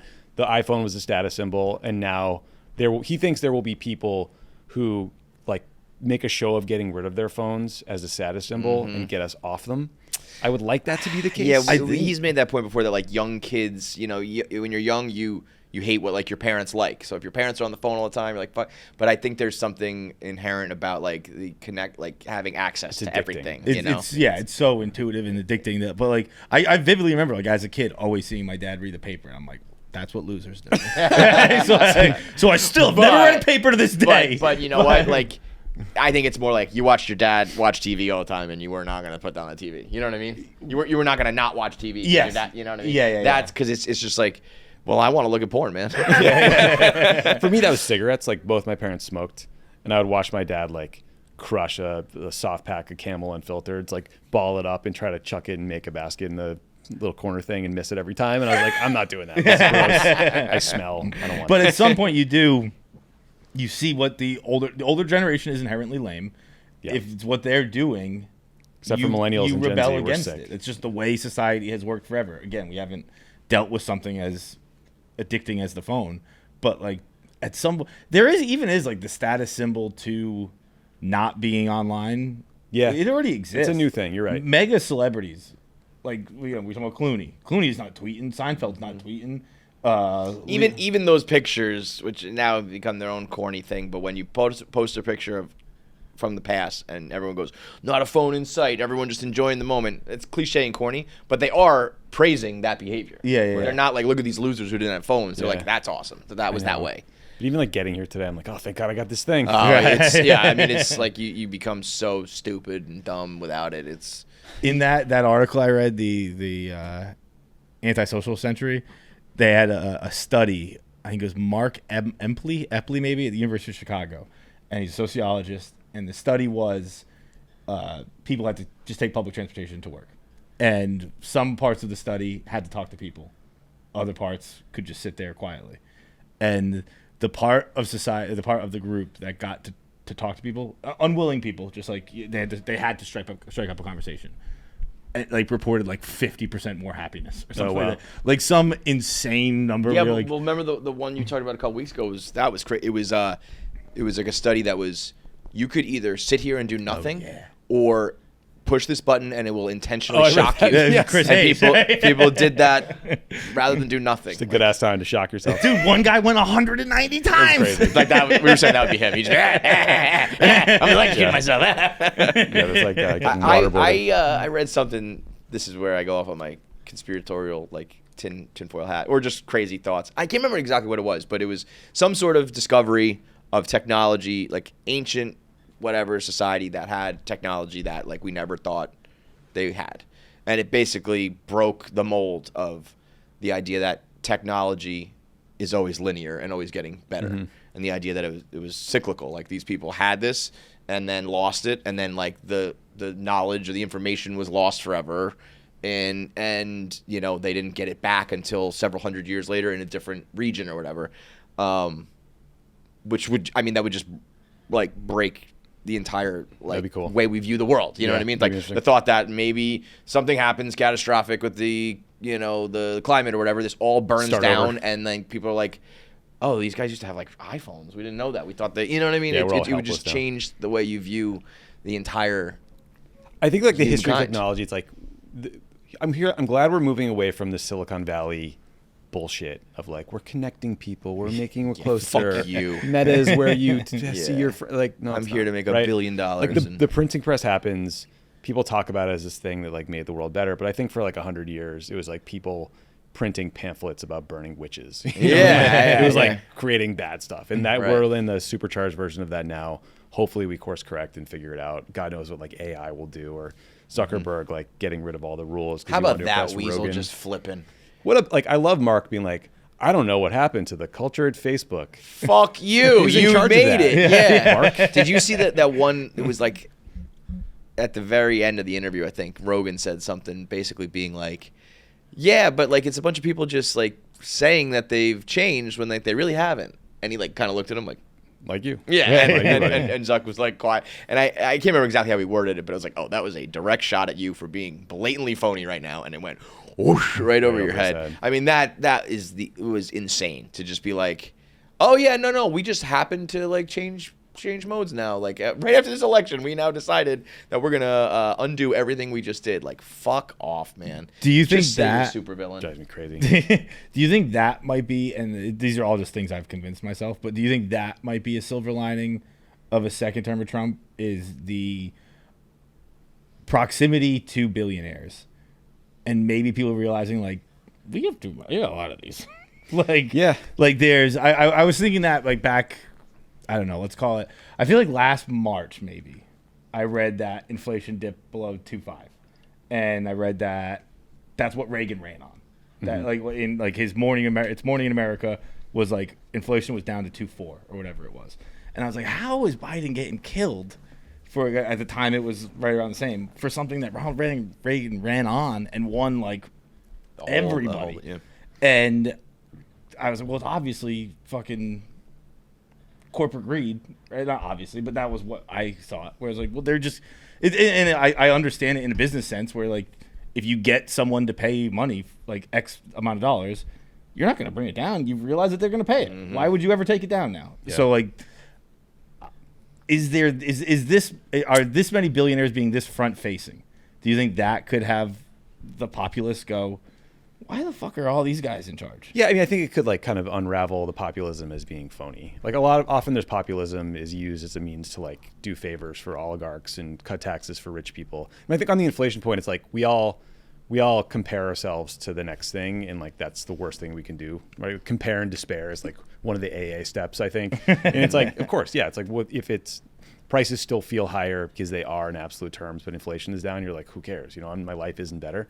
I think like what's not frustrating, what is hopeful, and I guess about what we're talking about is like these big problems are things government could address if we wanted to. Like you could have a national service program for all 18-year-olds where you do like City Year or the Peace Corps. You don't have to go in the military, like, but a way to bring kids together and build community and like get us off our phones. Mm-hmm. We could do that if we wanted to. Kids might hate it, but we could do it. Mm-hmm. Like we could tax billionaires and strip back some of that money and put it into other things. We just have to have political will. And like those are things a good political party would talk about and fight for. Is there a reason that the Democratic Party, I feel like they've obviously the left as a whole has always been very pro let's tax billionaires. I don't feel like I've heard that much, at least. I mean, I'm sure people have said it, but it hasn't been a driving point, I don't think, from left-owned White Houses. Like, I don't think it was a drive, I can't remember how much Biden talked about. I mean, like, income inequality has been a huge conversation. Right. Like, Elizabeth Warren was talking about, like, a billionaire's tax. It's just kind of a question of how you do it. And I think there are Democrats who, like, have hedge fund guys who are their big donors. And it's hard. Like, when you have the Clintons, you have the Nancy Pelosi stories. It's like, all you motherfuckers are just lining your pockets and stuff. And, it's like, all of it, feels like bullshit. But is that because of donors and stuff like that people refrain from criticizing? No, like it's sort of who you listen to. Like I do think, there was a time when like Al Gore would talk about this stuff all the time, and it was called like economic warfare. I can't remember the terms they use. So let me think of a better example than that. Obama in the financial crisis criticized the Wall Street dudes who all got their bonuses after the bailout and called them fat cats. And they lost their fucking minds. Yes, I remember that. Right? And they freaked out. And I think we overcorrected to that and like used less direct language when I think more direct language would have been good in that moment, because the reality was the U.S. government was the only thing preventing dudes with pitchforks from going to their houses in the Hamptons. Right. Right. So it's like I think you could be a little more direct in the language. Yeah, like you pay a big tax, we don't let people come kill you. Yeah. Like, how about that? You've seen movies, right? Like I mean, honestly, I like as we're talking through all of this, it's like you just need some Batman shit. Burn Gotham to the ground. Some good leaders. There's it's just like even those good leaders probably get in place and they're like, oh, I can't actually change anything here. The system's rigged. There's like too much money and lobbyists and like. This is the only place that I want. If anyone like people might listen to this and think this guy's full of shit. He's just some fucking hack political guy. But like I do think who we elect matters. You don't have to be in the right party. You just have to be a good person and like. You can make changes that impact things. Like Obama, the Affordable Care Act gave like 20 some odd million people health care. It's not a perfect program. There's lots of flaws. It's fucked up. But like you can do big, good things. You just have to care. See, the caring, that's my political party. It's like just leave people alone and be nice to them. But like when you're saying, peace to Peanut the squirrel, bro. we got in a heated debate about Peanut the squirrel. That was weird. John, I'll just let all your pets get killed. But I just the logic made sense. Yeah. But the fuck. Well, sorry, I lost libertarians. Yeah. What was it? No, caring. You said caring, and yeah, but that was a dumb thing I said before the important thing. Sorry, I shouldn't have interrupted you. I don't remember. No, you're saying just leave people alone. Yeah, that's why I said Peanut. But but I was saying again, I wish I didn't say that because it was so dumb. But there was like that. We keep saying the one thing. As soon as I said, I went, that was lame. But like, I honestly forget what I was saying. That's okay. But I do like. I think it's easy. Oh wait, sorry, I remembered. Please. Sorry. It's always how it works. Like with like the Obamacare ACA. Yeah. Like people who. I guess so. Where did it start being called Obamacare? With Obama? I think Republicans called it Obamacare because they wanted to like almost in a negative way, right? So then when people are like losing their ACA, Affordable Care Act, don't you feel bad if you branded it Obamacare and they're like we're gonna trick those idiots? The lowest Trump's poll ratings have ever been was when they were trying to repeal Obamacare. Like these things do matter. I think people like some shit breaks through. Real policy stuff like that impacts you, it does matter, and it can change things. It's like it's always going to be in a range. He's always going to have like 40% of the country loves him no matter what, but like he'll dip down to like 42, 43, 41 when he does things that are bad. Like the 2017 tax cut was a tax cut for the richest people on the planet. The broke people got nothing, like $50 of a tax cut, right? And they're going to try to extend those, and it's going to cost $5 trillion or whatever, while Elon Musk says he's going to cut $2 trillion. Well, the only way you can do that is cut into Social Security or Medicare or the defense budget, and they say they're not going to do those things. So they're going to just like, I don't know where they're going to find this money. Yeah, they just find it. So this is where like the rubber meets the road, and you got to kind of like lift up the things they're trying to do. Right. Steak season, everybody. Omaha Steaks offers unrivaled variety to spice up your menu with handcrafted steaks, premium pork and chicken, world-class seafood, scrumptious starters and sides, and decadent desserts. And on top of all that, we got alliteration for you. The best chefs know that grass-fed, grain-finished beef delivers the exquisite marbling that produces that rich steakhouse flavors you crave. It's the best gift. I know we've passed gift-giving season, but if you have a holiday coming up, if your spouse, your significant other likes to cook, perhaps what's coming up? Valentine's Day. Maybe a nice little box of steak for Valentine's Day for the man, the woman in your life, doesn't matter. Winter is the perfect time to indulge in classic comfort foods, but it's also a great time to discover something new. And during Omaha Steaks' Big Yum event, you can do both. Every steak is extra aged to maximize tenderness and hand cut by master butchers in America's heartland. They also carry mouthwatering burgers, chicken, pork, seafood, desserts, and easy-to-prepare comfort food. Bring home the world's best steak experience with Omaha Steaks. Visit omahasteaks.com to save on your favorite and discover something new during the Big Yum event. And for an extra $20 off, use promo code KFC at checkout. That's omahasteaks.com and an extra 20 Bojangles, $20 off with promo code KFC at checkout. Guys, I'm going to tell you about an old pal of mine, an old friend named Mr. Evan Williams. Evan Williams, one of the first distilleries in America, and Game Day's #1 pour. And you will find them cheering with fans in every corner. They don't play favorites. They don't pick sides. From center court to the gridiron and everywhere in between, if you are a fan of Kentucky's first distiller, you should consider yourself a part of Bourbon Nation. Known for its smooth, approachable profile, featuring caramel, vanilla, oak, hints of spice and sweetness, it works for sipping straight, on the rocks, or as a base in cocktails like the old-fashioned. Let me tell you guys, I was an old Evan Williams man like you can't even imagine. I had windowsills lined with Evan Williams because that's how people would know I was cool. And it is delicious. It's incredible. Who doesn't like Evan Williams? Enjoy Game Day's #1 pour. Buy now. Join Bourbon Nation. Enjoy responsibly. 21 plus. Evan Williams, Kentucky Straight Bourbon, Bardstown, Kentucky. 43 to 45% alcohol by volume. Do you feel like there's a like I would be worried about sounding like an asshole right now if I was in the party, but I'd be like, I think we have to prioritize some things. Like I think spending as much time and effort as the Democratic Party did talking about gender bathrooms and pronouns and shit like that like those are progressive things, and we're talking about important things that, you know, do matter to the party. So I don't want to sound like, you know, we're not talking about that anymore, but let's shut the fuck up about that for a little bit and worry about what's going to get us back in power. You know what I mean? I think this is hard because like Republicans really wanted to focus on trans people in sports and the bathroom stuff. Yeah, right? they do the other side. I think like you just have to talk about these things like a human being. Yeah. You know what I mean? I want people to live their life how they want to live their life. I think people should figure out if you're a kid in concert with your parents. I think we got to be honest that like there are reasonable issues to talk about of fairness in sports. If you're talking about someone who transitioned and is going from like a women's team to a men's team, and calling someone like a transphobic for saying that is wrong and unfair to them. You know what I mean? Just like be honest. It's just a common sense thing.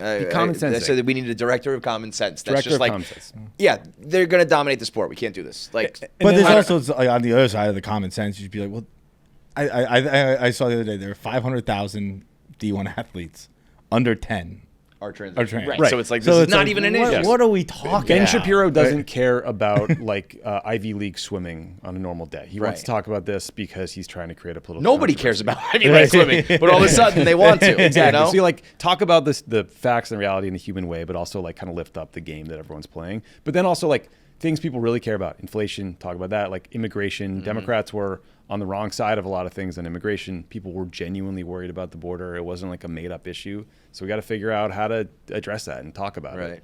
So yeah, it's like there is like a prioritization that's got to happen. Those sound fair. I remember thinking about the trans bathroom stuff or the gender neutral bathroom stuff when that was all really like the hot topic. And I was like, I've lived my entire life basically in Massachusetts, Rhode Island, and New York. It doesn't get much more blue than that. Yeah. Never had an issue in the bathroom. I genuinely don't even understand. It's terrible. Like what? I don't even know what we're talking. I genuinely don't know. Yeah, like was there an incident that happened? Like what kicked this off? The suggestion is like what underpins this is this. What they're trying to say is like gay people or trans people, they're going to go after your kids. Yeah. And I think that's the shit where you have to push back. Yeah. Right. Say like right. that's just manufactured ridiculous. and wrong and fear mongering weird yeah. shit. Yeah. And also, why are you? And like AOC is really good about this. She's like, okay, so you're not going to let kids who've transitioned play on like youth sports teams. Who's going to do the checking? Is the coach going to like do a spot check on the field? Right. Lift up the shorts and like take a peek see? What are we talking about? What the fuck is wrong with you if you want to do that? So you like AOC? I do. I mean, I think she's a normal person who talks. Like if you watch her Instagram lives, she talks like a normal person. She lays it out. She speaks honestly. I think she could sit in this chair and talk to you guys. Yeah, I do think that too, but I also think she's very divisive and they've lifted her up and polarized her and made her a thing. That's I think what my ultimate, like, no matter who you pick next, the other sides, and for both sides, are gonna fucking hate that person, dig up shit on them, tear them down, and so it's like, can you even really get somebody's best effort or honest effort or whatever, because it's just inherently such a dirty game. Well, it sucks. I mean, maybe Trump has changed that. Like, it shouldn't be that you have to be a fucking nerd Boy Scout from age 10 until, when you run for office to, like, get through this process. I don't want anyone like that. I want someone who's done some shit. Yeah. I remember seeing an Onion article ages ago, probably 12, 14 years ago, where it was like, I think the headline was something like, every presidential candidate is no longer viable due to Facebook. And I was like, oh, that's funny. Yeah, it's true. At the time, I was like, I remember I was hungover in bed on the blackout tour reading that article. And I was like, that's true. I'm off the list. like there will be, well, I guess I can tie this into my next question. Like, will you vote for Portnoy when he runs for president? Because we're going to have we'll have a president soon where we've seen their sex tape. It'll happen.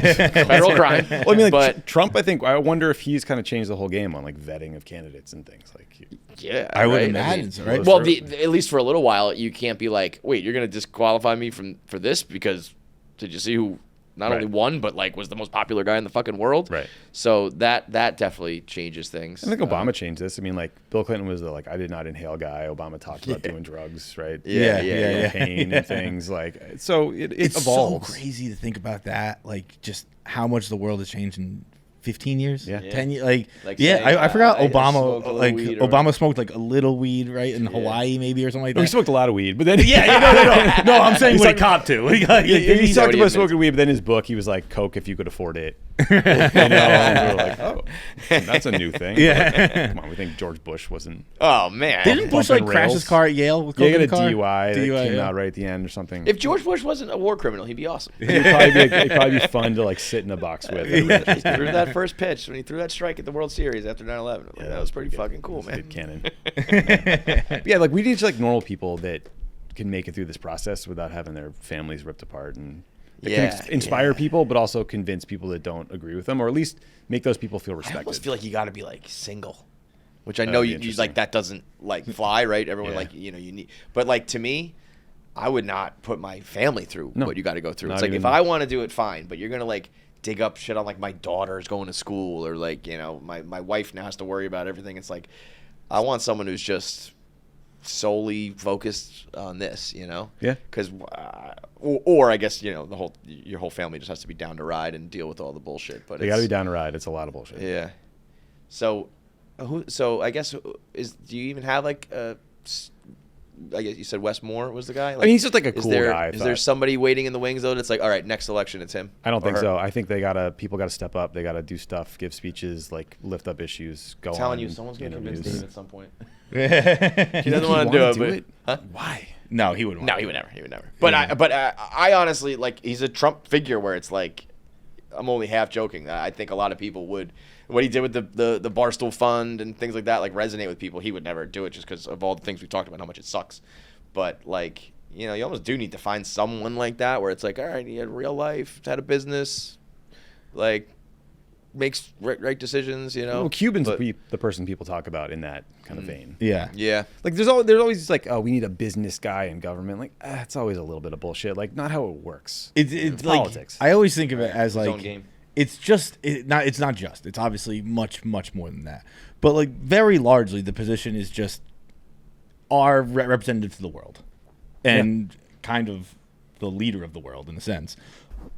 And I think that's why I don't like Trump. I'm like he doesn't represent anybody. I don't think like his actual upbringing, his personality are just like things that when I was brought up, like we were taught not to be. Right. All of Same them with me. top to bottom. Yeah. And I think it's so silly to have like would you have a beer with this guy?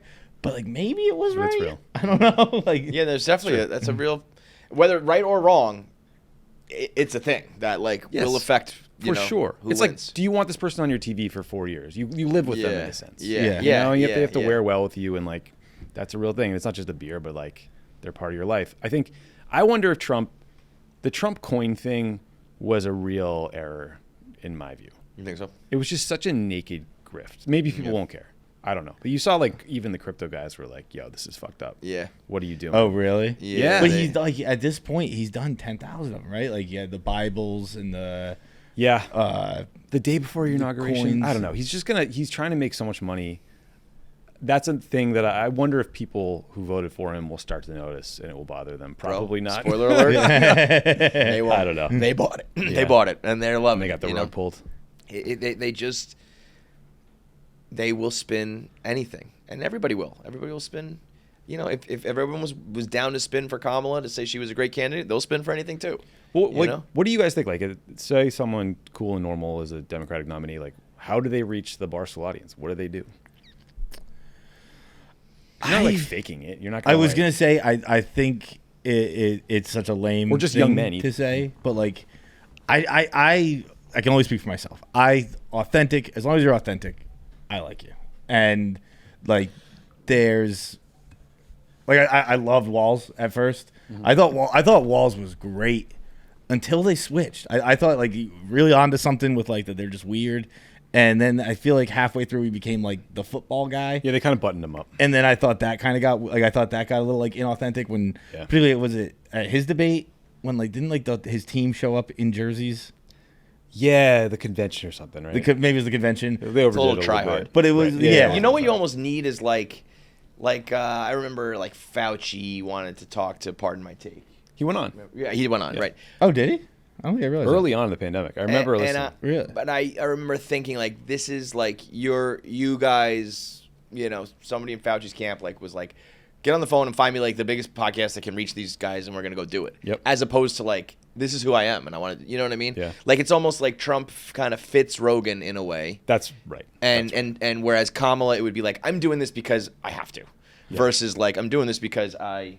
No, please. Yeah, like that, like it fits, So like if there was a candidate to reach Barstool, I would be like, you would do it by coming on our shows and talking to us and stuff, but not because you're doing it to win the election, because you just are You a like Barstool sports. guy. Yeah. Yeah. Like sports, you like, there probably will be at some point. We've been around long enough that we'll reach a point where someone's of age and maybe in politics, and it's like I grew up on Barstool, or I know of it and I like it, and. That's why I'm on the Billy show. football. And then and then you reach them because you're just a fan of it, but like I think it's that when you're doing it out as a PR move, I think people see through. People are as dumb as they are, they're now savvy with this shit where it's I like, know, "Oh, they are. that's fake, that's manufactured, that's, and that was real, that's not." It's So. very much like I kind of what I can relate to is our show, and we did a lot of interviews for a long time. And at first they were fun because we became friendly with the people and they were coming on a lot and it was great. And then it kind of got to a point where it was just like, it was just celebrities promoting their show, and they didn't care about our show, and they didn't care about doing like a car wash. Yeah, and it was just like same stories, same Right. jokes. Yeah. And then we were kind of sitting here, and it's like, dude, I don't want to fucking talk to you, man. I know you're here. I get you have a job to do. I get you have to promote something, and I completely understand the world you're in. But like, I would say like, podcasting, kind of for a while there became like late night shows, which were already dead. That we became like, come on, sit on the couch, and then Tell you your sit little there and anecdote. wait for me to ask you the question that prompts your story. Not that we ever did that, but that No, I was get it. what That they way. were. That was Yeah. kind of the feeling for them. And I feel like even had Kamala done Rogan, I think it would have felt like that rather than Trump felt like That's going a and show he hang- would go on. Yeah. Like he would have done that when he was on The Apprentice. Yeah. You know, whether it's the president or not. I heard Rogan talking about the interview with his boys, like on the episode after, and he was like, Trump came in, he didn't pee, he sat down, he talked for 3 hours, he didn't pee, he left. Like he is a superpower. He can talk forever, and like I don't know the comic. He's Like, like, just I don't need to do chopped anything it up. human bodily. I am getting attention. I'm recycling my shit as we speak. I have one No, need in this but- world. It's but attention, and it's even, working. Even the way you were saying like you wouldn't go on Barstool, and now you would. Now you did. I think it's like a step in the right direction for like the whole party's got to do shit like that. I wrote the campaign a memo. I was like, here are things Walls should do, and I like had a bunch of Barstool shows on there. I was like, do a live stream with Dave if you want to make some news and like. Dude, Dave create had some attention. 100,000 people watching him just watch the inauguration yesterday. That's crazy.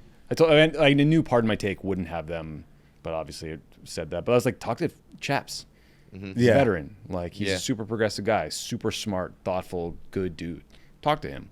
Make a thing of like that you're reaching out to that audience. Talk about football. Talk about being a coach. Like none of it happened, but I think Dave is from I barely know Dave anymore, but not that he's changed, but we just don't talk a lot. And I do think he's ripe for the picking. Like I as much as he seems to be a conservative guy, I don't think he is. No, he's really not. We joke Like- around that he always says, like, I don't know why people think I'm conservative. It's like, you're on Fox News like every other day. But he always says, this is actually a great point because it's probably what you're talking about with your party. He's like, I will go on any show. CNN and them don't ever invite him. Fox News invites him every fucking day to talk about his bee stings and shit like that. And like, he would, I think, go chop it up with Anderson Cooper or whoever, but they just don't do it. And I think that was a misstep. I think, He has a very funny clip where he's on the Adam Friedland show, and Friedland's pitching him on socialism, and he agrees every step of the way until it costs him money. So, I mean, Dave and I think the majority of Barstool people are the prototypical, I'm financially conservative and socially liberal. And like that, as cliche as it is, there's a fuck ton of that out there. Yeah, I mean, I saw he did like great video on like abortion rights and abortion access. Yeah, and yeah, that was, right. Like real. Common sense. It's a lot of common sense shit. It's you common know? sense. It's like, But people got to show up to the places and have those conversations and talk about it. Democrats do. So yeah, I I think that's hard to find.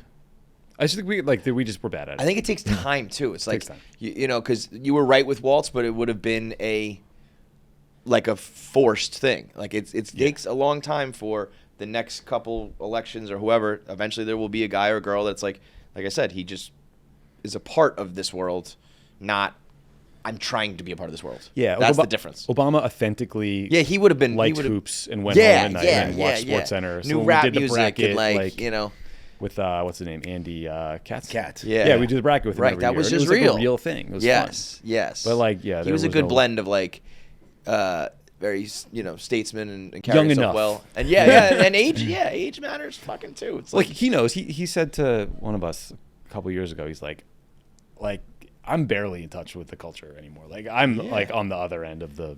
well, how old was he when he got elected? Oh my God, he was what 40 40? something. 43? God, 40? that hurts. I don't know how. I'm 44. That's painful if that's true. I don't even know. I should probably know I these mean, things. just if we're talking 30 years younger than the people, we're talking a lifetime I know. in between him and these candidates these days. And Biden was like older than everybody at that. Biden was 47. He's That's 47. what- Oh, I yeah. thought he was younger than that. Yeah, I thought he was like 43, 44. I mean, Biden was comically old, turning to dust before our eyes. Biden was so old that again, probably what it affected me that I like him. like I genuinely was like, I don't think we can joke about this. Like, you know what I mean? Like he was too old. Where I was like, stop. He's got diapers. You know what I mean? on. Like it's funny to say like the 60-year-old is old. Like, Yeah. like, I'm like he's kind of dying. Like stop being mean to him. I know. It was weird because like I thought he wasn't going to run, and then he gave that State of the Union everyone said was great, and then he went to Ukraine, and I was like, I don't know, maybe I'm wrong. You know, I don't see the guy up close. I haven't spoken to him in years. Like maybe he is fine, and then not. No. But I mean, for your average, 100-year-old, like I look at my parents who are like, getting old and struggling to move around. But I'm like, but you're not running for president. Right. That job kills you. Yeah, when you're young, it kills you. But You age. All right. Well, I think you're you guys are. I think you had to hit rock bottom in a way. Yeah, unfortunately, we're there. Yeah. I think people Yesterday thought was you might have there. been there, and it was like, yeah, you're. Dude, You're yeah. there. Do you like hate watch, or you like are you in a disassociated? I'm trying to be a little more just measured about it all. Like I watched a bunch of shit yesterday. I'm not going to watch everything he does. If Trump wanted to come on your show, would you do it? Have you done? Have you done anything with him ever before? I've never done anything with him. Yeah, in a heartbeat. But would you be like? Just be tough on him. Yeah. But he doesn't want that. Like he doesn't want a real interview. He wants fuck shit. But like I've been thinking about should I talk to someone like Steve Bannon, like one of his like top strategy guys, and like the question is to what end? What am I trying to get out of that? But I want to engage with people that disagree with me and. There's argue so with them. little of that, dude. I know, and do it in good faith and have a conversation about it. Like I don't want to fucking debate. Like I hate that. Yeah, right. Yeah, but I do like that there's a little like when there's a little tension. Like there's Tension, some give and take. Everything is what he described. It's like set up with the right people in your little bubble, and there's nothing where like it even used to be like you go to town, you have to go to like the radio station that's popular, and there might be some disagreement there, but you have to go to like this station because that's all. Now it's like you just pick the one in your lane and that's it. And I think a little bit of disagreement is actually just entertaining, first of all, For sure. and also good for to A little tension. It's also good to just experience. the tolerance you talked about. And There's be like, no- well, it didn't kill me. So Yeah, like yeah. you're just scared of it, and then it's like anything, like a kid getting his tooth pulled. Like, just watch. The And it's worry not that bad. is worse And you're than like, oh, the thing. okay. For sure. Yeah, I'm supposed to do there's no Jesse tolerance. Waters tomorrow. I don't know if they'll cancel it because they just announced they got a Trump interview. But it'll be fun. Yeah, See if yeah, they'll just a little. slap me around a little bit on TV, see what happens. Get some nice But no, Fox. I think that's great. Like, yeah, but that, honestly, like then you'll probably go and you'll be like Trump and Obama. You're like, Jesse's not a bad guy. Well, Jesse but and I also Beers. think that's what people should like feel about you guys. I'm sure there's people who are, call you lib cuck pussy blah blah blah. Oh, yeah. But if they were to like, if you were to just talk about like the fucking Larry Bird Celtics, it'd be like, I don't know, he's just a regular dude. Yeah. Show more of that. I think that- side of you guys, and Right. and that goes a long way. be normal. I think be normal, bro. That's the fucking motto. Social media, obviously, all that stuff's bad. Like, I think podcasting has like a lot to do with that because you just like, I like my guys with my topic. Totally. And it's like, dude, just listen to another thing today. And if you like stray from that topic, they stop listening. Yeah, yeah. That is So annoying. the audience and everything, the algorithms, Audience capture these- is the thing. yeah, it's not even about subscribers anymore. It's just like pick this topic, find this audience, and hammer it. And it might be good for business, but it's bad for like everything else because it's like someone like we made our career. You go to Barstool, we wrote about sports, lifestyle, jokes, blah, blah, blah, and you would get a little of everything on the website. If you try to do that now, like I do that with like on social media with like 1 Minute Man. It's like a little bit of everything. If you try to do that on like YouTube or something, it does not work. How do you pick? I met your brother at this event. Yeah. And we were talking about How do it. I pick Realized he topics? produced it. Yeah. That's what I mean. Like I do it the same way I used to write blogs. If it Whatever just strikes me, I do it. But if you want to build like a YouTube channel, it's like, well, I liked when he was talking about Game of Thrones yesterday, but I don't like him talking about Caitlin Clark today. So it's like, just talk about one thing. I don't want to fucking do that. No, that's so true. We noticed that like if you do a YouTube about like Marjorie Taylor Greene, 1 million hits. If you do like some really smart, thoughtful thing, like strategy with like a really smart person, Nobody cares. Dead. But then And then see, it encourages you to do the dumb shit, and then Sucks. it's a vicious cycle. Sucks. we kind of talked about this the other day. I cannot stress enough how like firmly I believe I'm anti-analytics in the sense like in kind of the sports sense too. But like we were talking about early days Barstool and how I don't even think any of us, including Dave, had access To the back end. to the back end. Like, to like Look at like how many pages. to know and what hits we were getting, numbers like- did. Dave obviously could have found it if he wanted to. He did not check it regularly.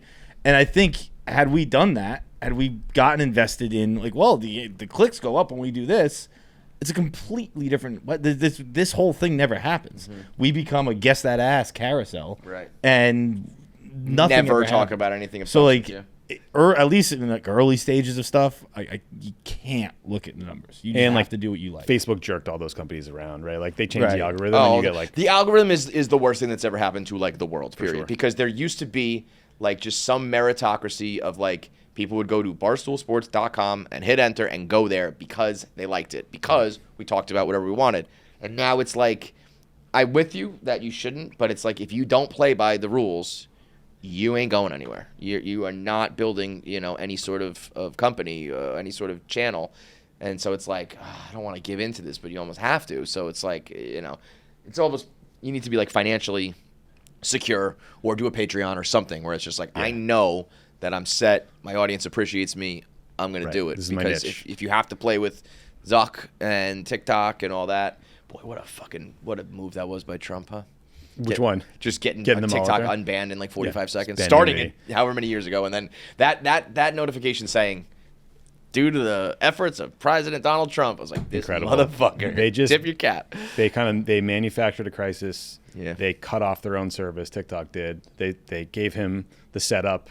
He knocked it down. Just They fucking put alley it on down. inauguration That's day, it. like, oh Stockton my Malone. God, crazy. Yeah, it's real It's all a cool. game, man. Well, I think you guys it's a good first step to recognize, what a lot of people. I think it's just about acknowledging what other people think and feel, and like trying to appeal to that. How much doom is there? Like, because I mean, at the end, it was a shocking election, and I don't even know if shocking is the right word, but it went further right than I think most people expected. It was a thorough ass whooping. Yeah. Now, completely agreed. Still, it was more or less 50-50, Yeah, right? The popular vote 50-50. So you gotta you gotta get down, but you can't get that down. Yeah, it's like we still had 80 million people who were on our side. You don't want to throw the baby out with the bathwater, right? Like, and this is an important thing. Like you're not a genius when you win. You're not an idiot when you lose. Like, you got to change some things. But you have to be introspective and honest about your fuck ups. And like that's all I want the Democratic Party to do. Is just like talk honestly Acknowledge. about where we sucked. Yeah. We'll see. And you think they'll do it? I think we're trying. I mean, like we're trying to have people on our show talk about like Yeah. the things. I they think went it's just a wrong. time thing. It's time. like there's so many. It's too fresh. You got egos. Yeah. Too much power. Too much money. But you give it a year, a couple years, maybe an election, 2 elections, where people go like, "Oh, we were going down the wrong path." Yep. Then course correct. That's right. And then hopefully you just get a candidate. Someone to inspire you. Yeah. We'll see. We'll see. Thanks, brother. Thanks for having me. Yeah, man. This was Thank you fun. very much, man. This is a blast. I appreciate you giving. It was a pretty long one. I appreciate the time. All right, thanks for watching. Make sure you subscribe, like, and leave a comment below. Click that button. Or I'll cut off my finger.